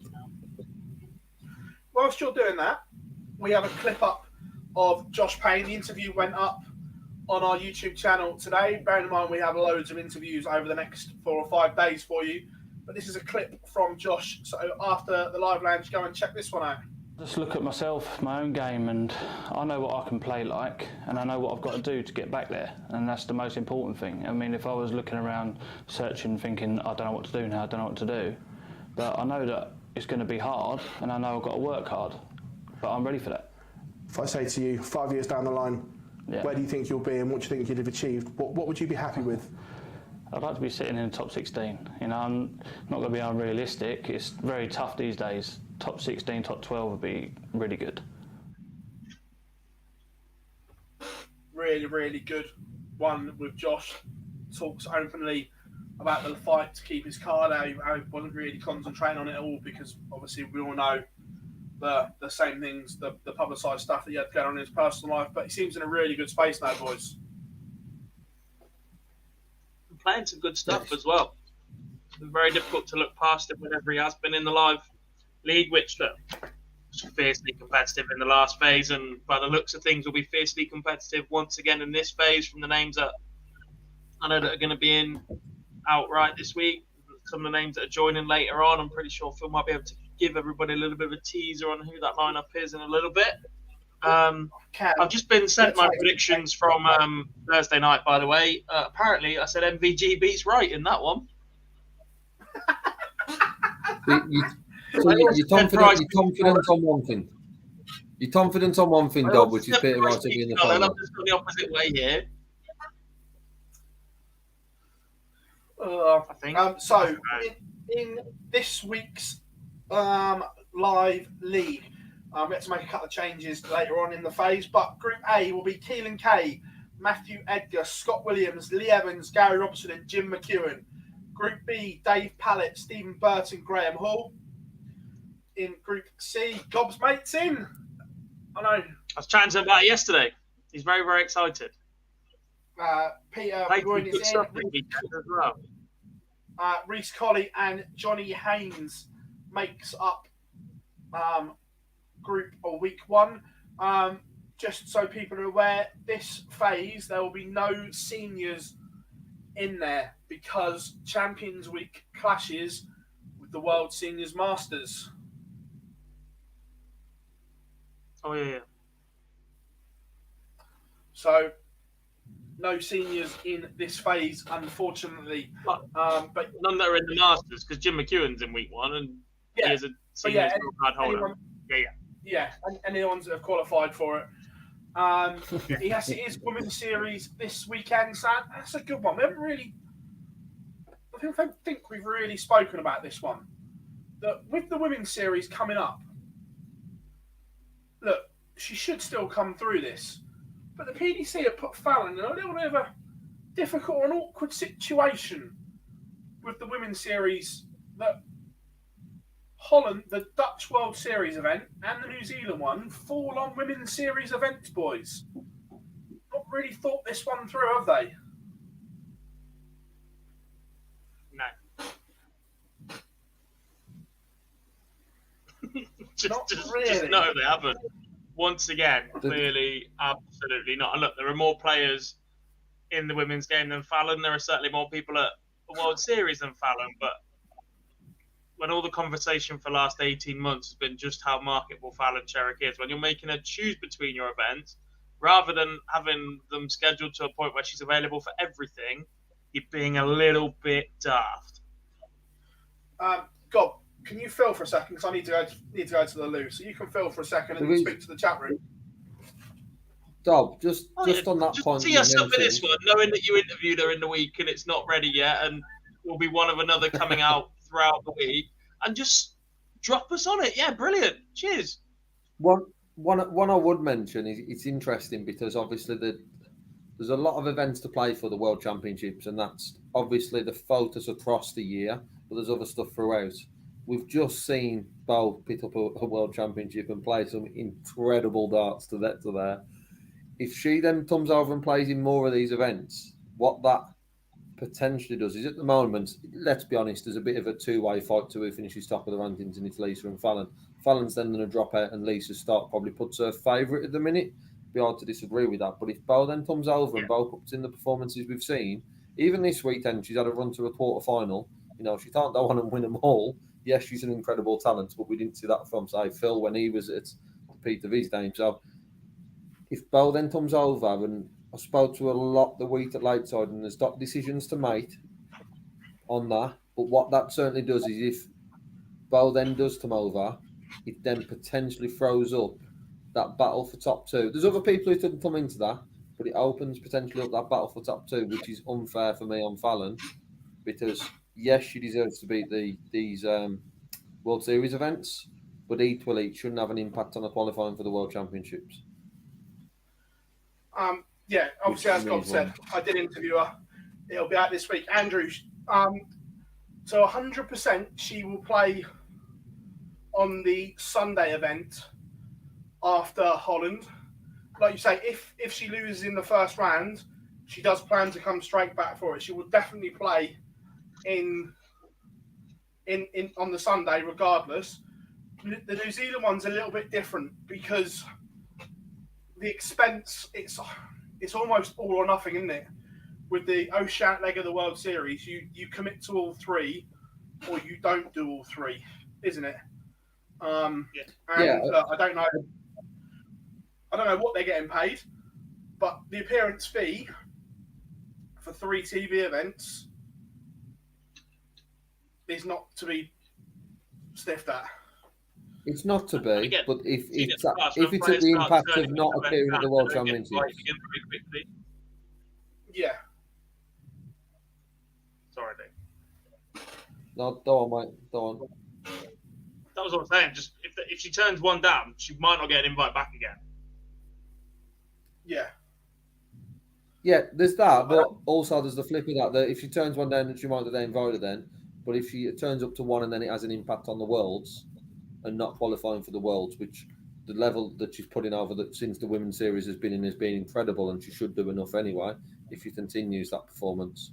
But just imagine the impact that would have on not just Fallon, but actually on the PDC if we got to the World Championships this year and Fallon wasn't in it because she missed out by a few hundred because of it.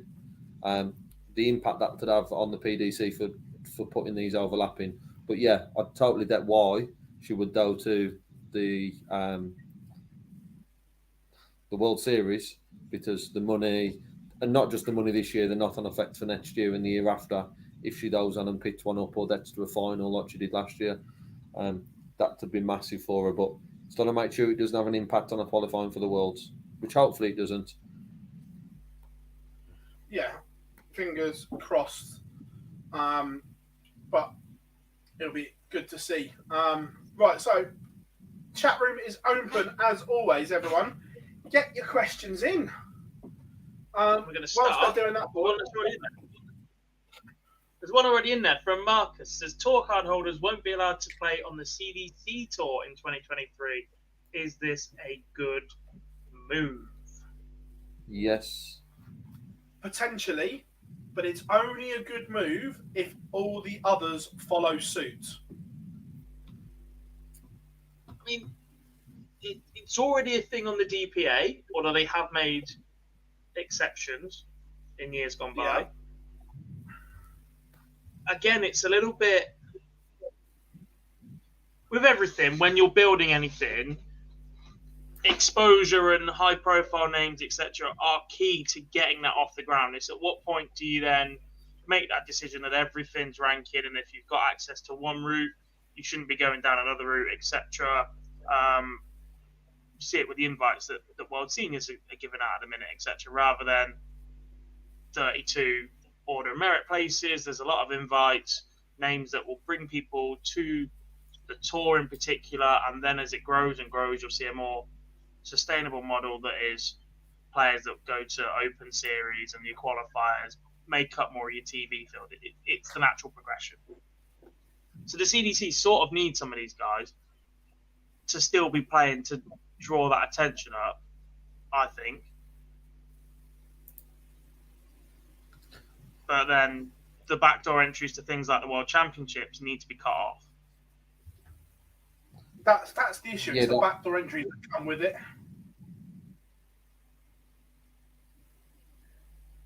Yeah, that's my thoughts on it, and that's why I think it's a good decision, because at the moment there isn't a sort of stop there. I've made it clear a lot of times around, once you're on the PDC tour, you shouldn't be on anything else. I stick by that with everything, whether it be dev, What if you're not developed, ladies, CDC.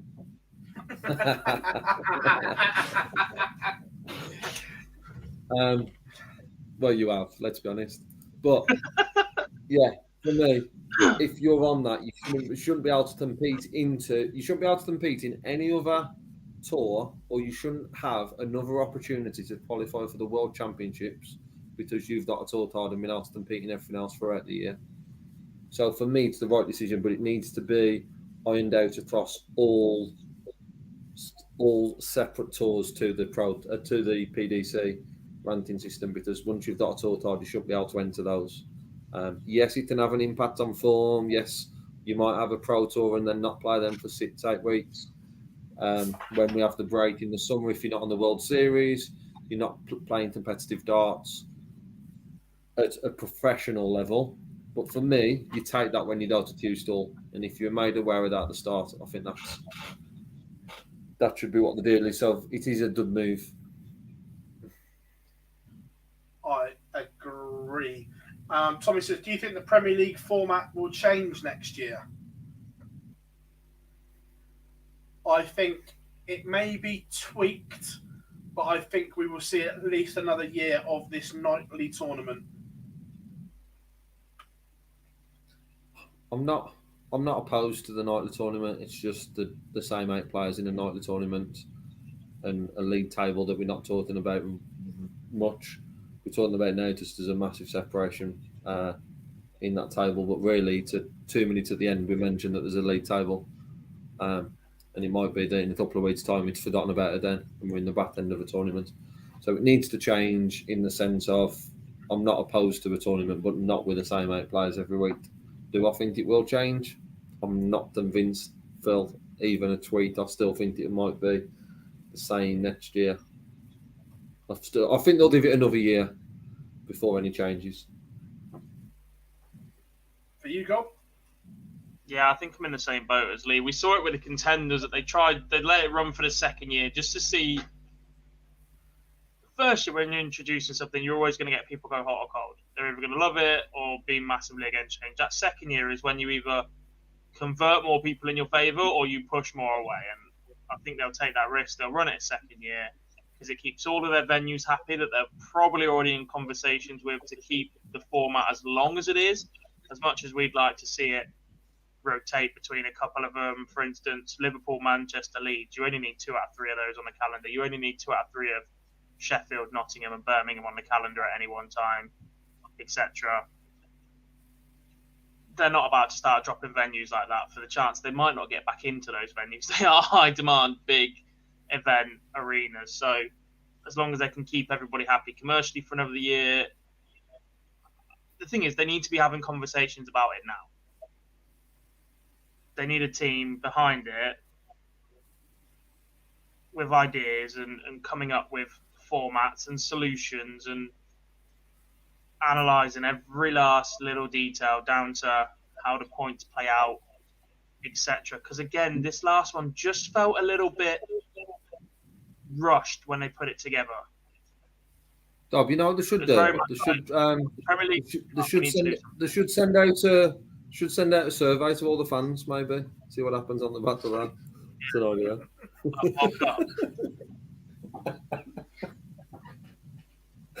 I forgot the World Cup was only a month and a half away. Wonder if there's any changes after the survey.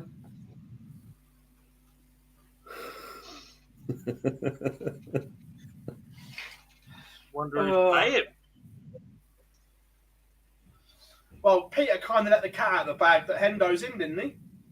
On Thursday. Sounds it. Wonder if Gary's been told. Why was I told I've been axed? Has he been told about last year yet? Probably doesn't know about that yet, does he? Gary couldn't be able to drive from Burnham-on-Sea to Bristol, for Christ's sake. He's not going to be bothered about not going to Germany.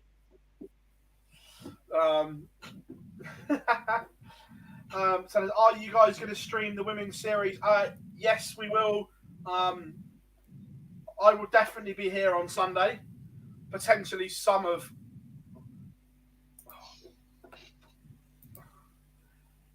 Is that what I think it means, God? Yeah. I think I'm here. God will be doing Saturday, hopefully with someone, and I'll jump on when I'm back. I don't fly till about 1:30, so I'll be back for the last couple of hours, but then I shall be back with Gob on Sunday for the women's series. So yes, we will be covering it as always. No, Daniel, I'm not going to the Euro Tour this week. I'm extra day in Dublin for me.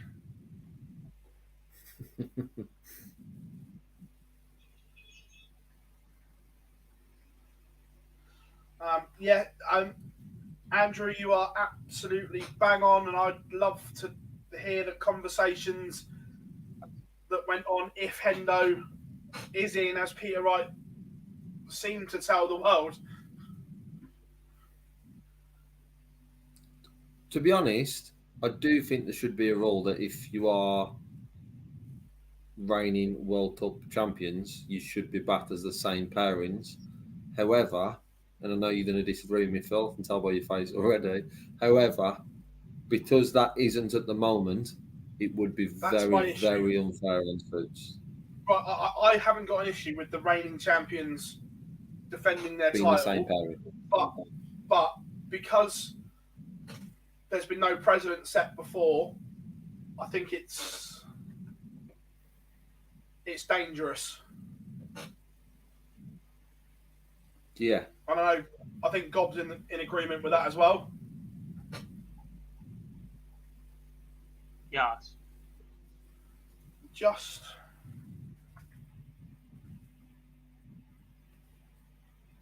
have a look to see what the pairings have been over the years, as in defending champions, and what they've... So, Taylor... Was it? There was no World Cup in 2011. They went 2010 straight to 2012.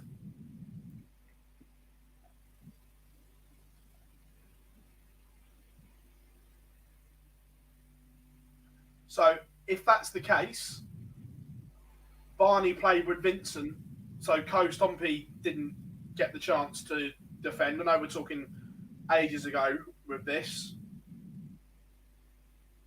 2014. Yeah, that stayed as Taylor Lewis. –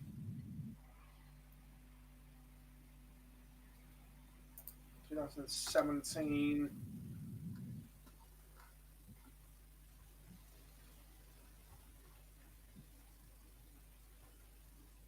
That's when Taylor retired.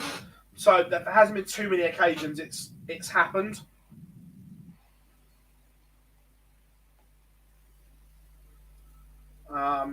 Yeah, interesting one. Well, so I suppose we'll have to wait and see on the pairings, boys, to see if it is Hendo. Well, it's not just it's see if it is Endo and to see what sort of conversation has then happened with, first of all, Darry Anderson, because I'm with Dob. I don't expect to see him there, but he's in a position where he should be asked. If then he's not playing, then Suit should be asked. Can you see Alan Suter turning that down? Not just Suit, Andy Bolton is above Hendo as well. So there's actually two players above Hendo in the rankings. He's about as Scottish as I am. Peter Wright So played Peter under Wright, England to be flag. fair. So Peter Wright, to be played fair. under England flag, so. Would that mean if it And I was just Peter Wright, Andy read them Bolton? a couple of times when I'm bullying people. So does Peter Wright, Andy Bolton playing as a doubles pairing for Scotland, doubles pairing in the World Cup mean that we've got two chances of winning as England? Is that what it means? Just trying to look at it positively from an England point of view. That won't be the case. Is that why when the crowd are singing Scotland get battered everywhere they go, Peter Wright keeps winning? So yeah, interesting. Bob says, in each venue for the Premier League, do you think there should be a player from the nation, as in the only place without one is Dublin and Belfast? And the finals night in Berlin, you wouldn't see Yeah. that. In the past, it's not really been an issue because you've had the likes of Daryl Gurney or Brendan Dolan in there. You can't keep shoehorning players in just because they were born in a specific country. Yeah. That's what the World Right. Series is for. Raven, yeah, I've heard Dublin Airport's interested at the moment. How far can Suits go? Top 16 from Tommy? Not for me. Top 32, I think he can make. But there's been quite a drop-off this year. And for me, that the job he does is amazing. But I think it's hard to juggle that job and be a top 16 dart player. I don't think it's physically possible, if I'm being honest. And then he's got a choice to make. So yeah.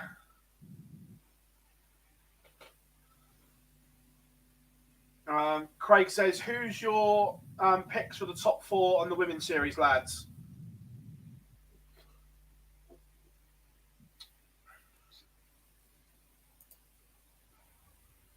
It becomes very difficult for this weekend or end of year. There's a name that's yet to play in it this year who, for me, that's in the top four. She plays more than half of the events in bowl. That's probably the issue.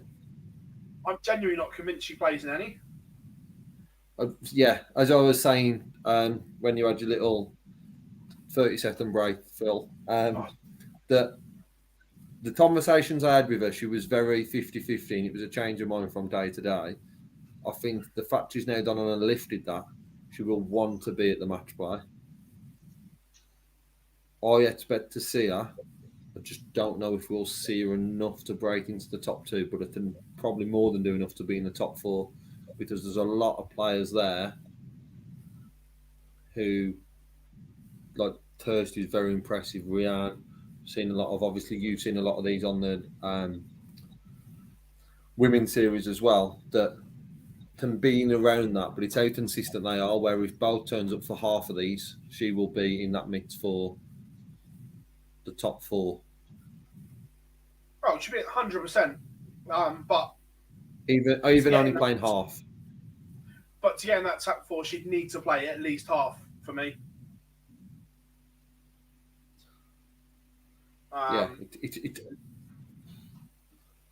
Rianne's probably the other one who I was very, very impressed with, and I can see Rianne getting in that.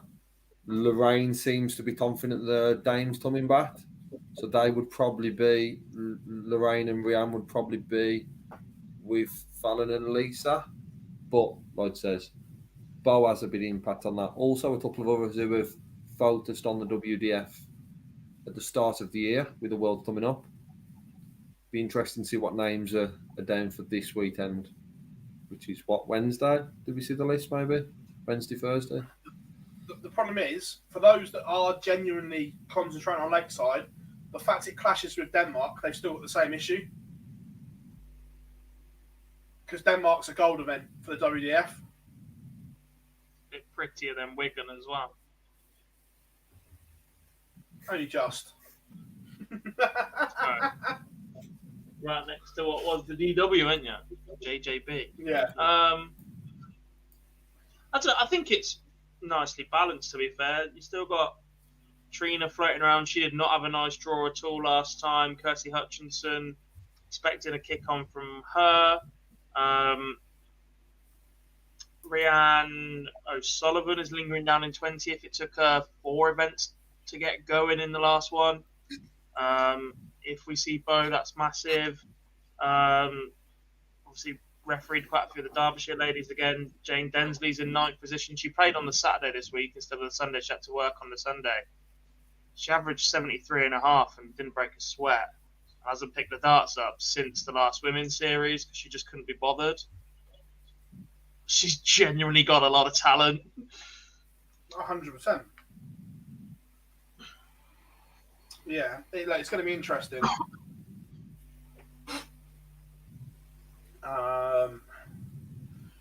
What else of it? Just going back to the World Cup, John says, I'm next in line after Suits. Do you think they should play the national anthems as the players walk out of the World Cup? No, not for me. No. And there's 2 things for this. One, notice what the teams are actually called at the PDC World Cup. They're team something, because they're not actually affiliated to any national body. You are representing your country, but at the same time, you're sort of not. Yeah. And it just destroys the atmosphere. Like, nah. Just looking at something here.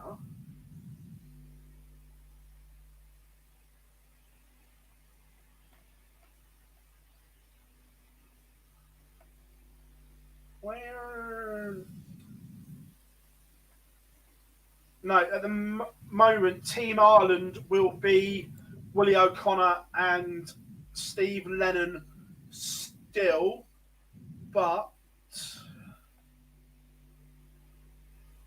Keane Barry is within. That's an interesting subplot for the next block of Pro Tours. Keane Barry is within striking distance of Steve Lennon. Very close. Very close. Very close. A lot closer than I thought he was.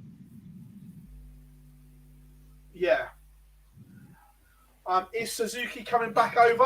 I'm led to believe she planned to, yes.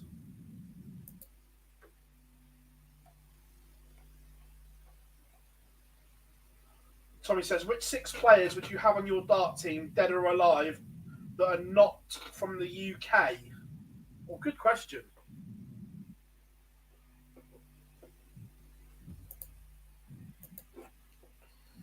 Six not from the UK. UK, dead or alive, who you'd have on your dart team?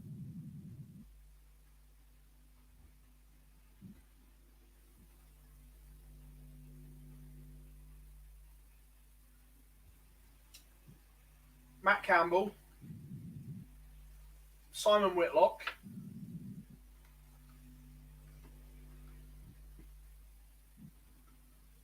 Corey Cadby.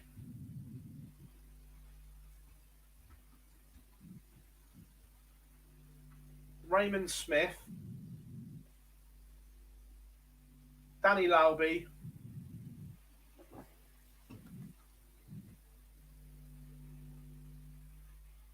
Devin Peterson. Just What? for an absolute love. I've gone mine, great. yeah, Just mine's for a slightly laugh. different. I think that'd be a great side. I've added Devon on for that reason, but I've got 3 Yeah, Australians and 2 Dutchmen. But the obvious one is pick MVG and everything like this. I've just gone for a bit of a giggle side. You've gone, now let's ignore all of Europe as well. It was named non-UK, and you've just gone, oh yeah, all of this continent next to us that we may have once owned is now still part of the UK. Yeah, I just think for my Friday Adolf, is that you?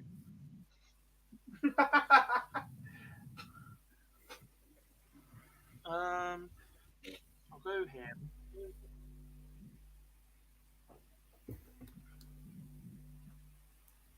I'm going Wow Rogue.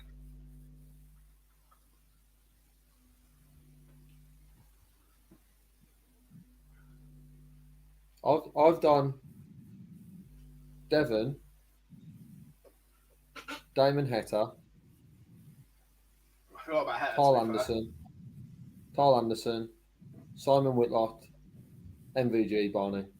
Done. A mixture of having a great time and a mixture of some outstanding darts. I'm all for that. Oh no, actually, I'd shoehorn Vincent into my team just for the crack in the pub.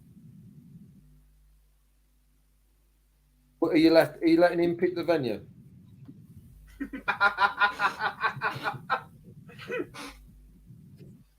Otherwise, he might not turn up.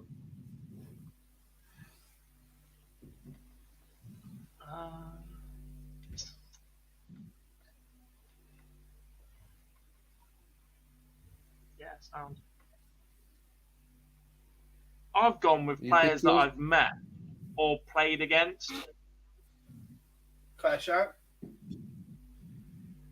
So at number one, it's the man with the most sugars in a cup of tea you will ever meet in your life. Roland Shelton, who has 12 sugars in his tea. 15 sugars, whatever it was. Yeah, no word of a lie. It's just ridiculous water. 15. Number 2, John Part.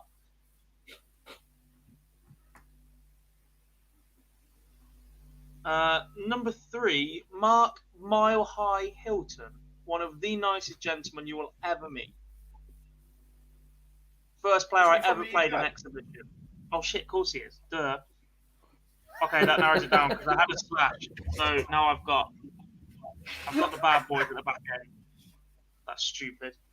Number 3, Kyle. Obviously. Yeah. Hero of mine. Number 4 is Paul Lim. Oh, great shout. Dob, great shout. And then number 5 and 6, bringing up the rear with that little bit of bad boy aggression, is Yella Klassen and Corey Cadby.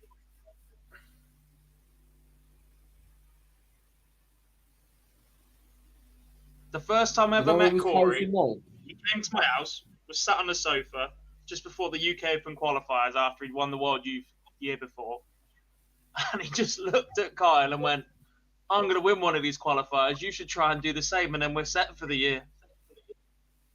And he did it. I've never known anybody like it. I stand by it. If we never see Corey Cadby play professional darts again, it is the biggest waste of a talent the darting world has ever seen, because that boy had it all. John O'Shea, he's automatic. Honestly, Corey had it all. He had balls. He was exciting, explosive, and just generally didn't care what anyone thought of him. Drank like a tart though. WKD for a man of Corey's size, that must have been like drinking a fucking panda pop. Everyone, we are deep into Fergie time. Honestly, the 2 hours has flown by tonight. Loved every single minute of it. It's been genuinely one of my favourite shows. It's been a fabulous couple of hours.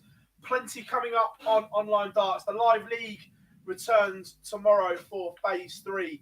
We have bundles of interviews going out this week. We've stockpiled them all. So they'll be coming out over the next few days. Dublin, we will be there for that. We will be streaming the women's series as well this weekend. So loads and loads going on. Gents, it's been absolutely superb. Everyone in the chat room, give yourselves a huge round of applause because we can't do it without your support. Like we say, we've got a couple of really good giveaways coming up when we hit some big numbers, which is great.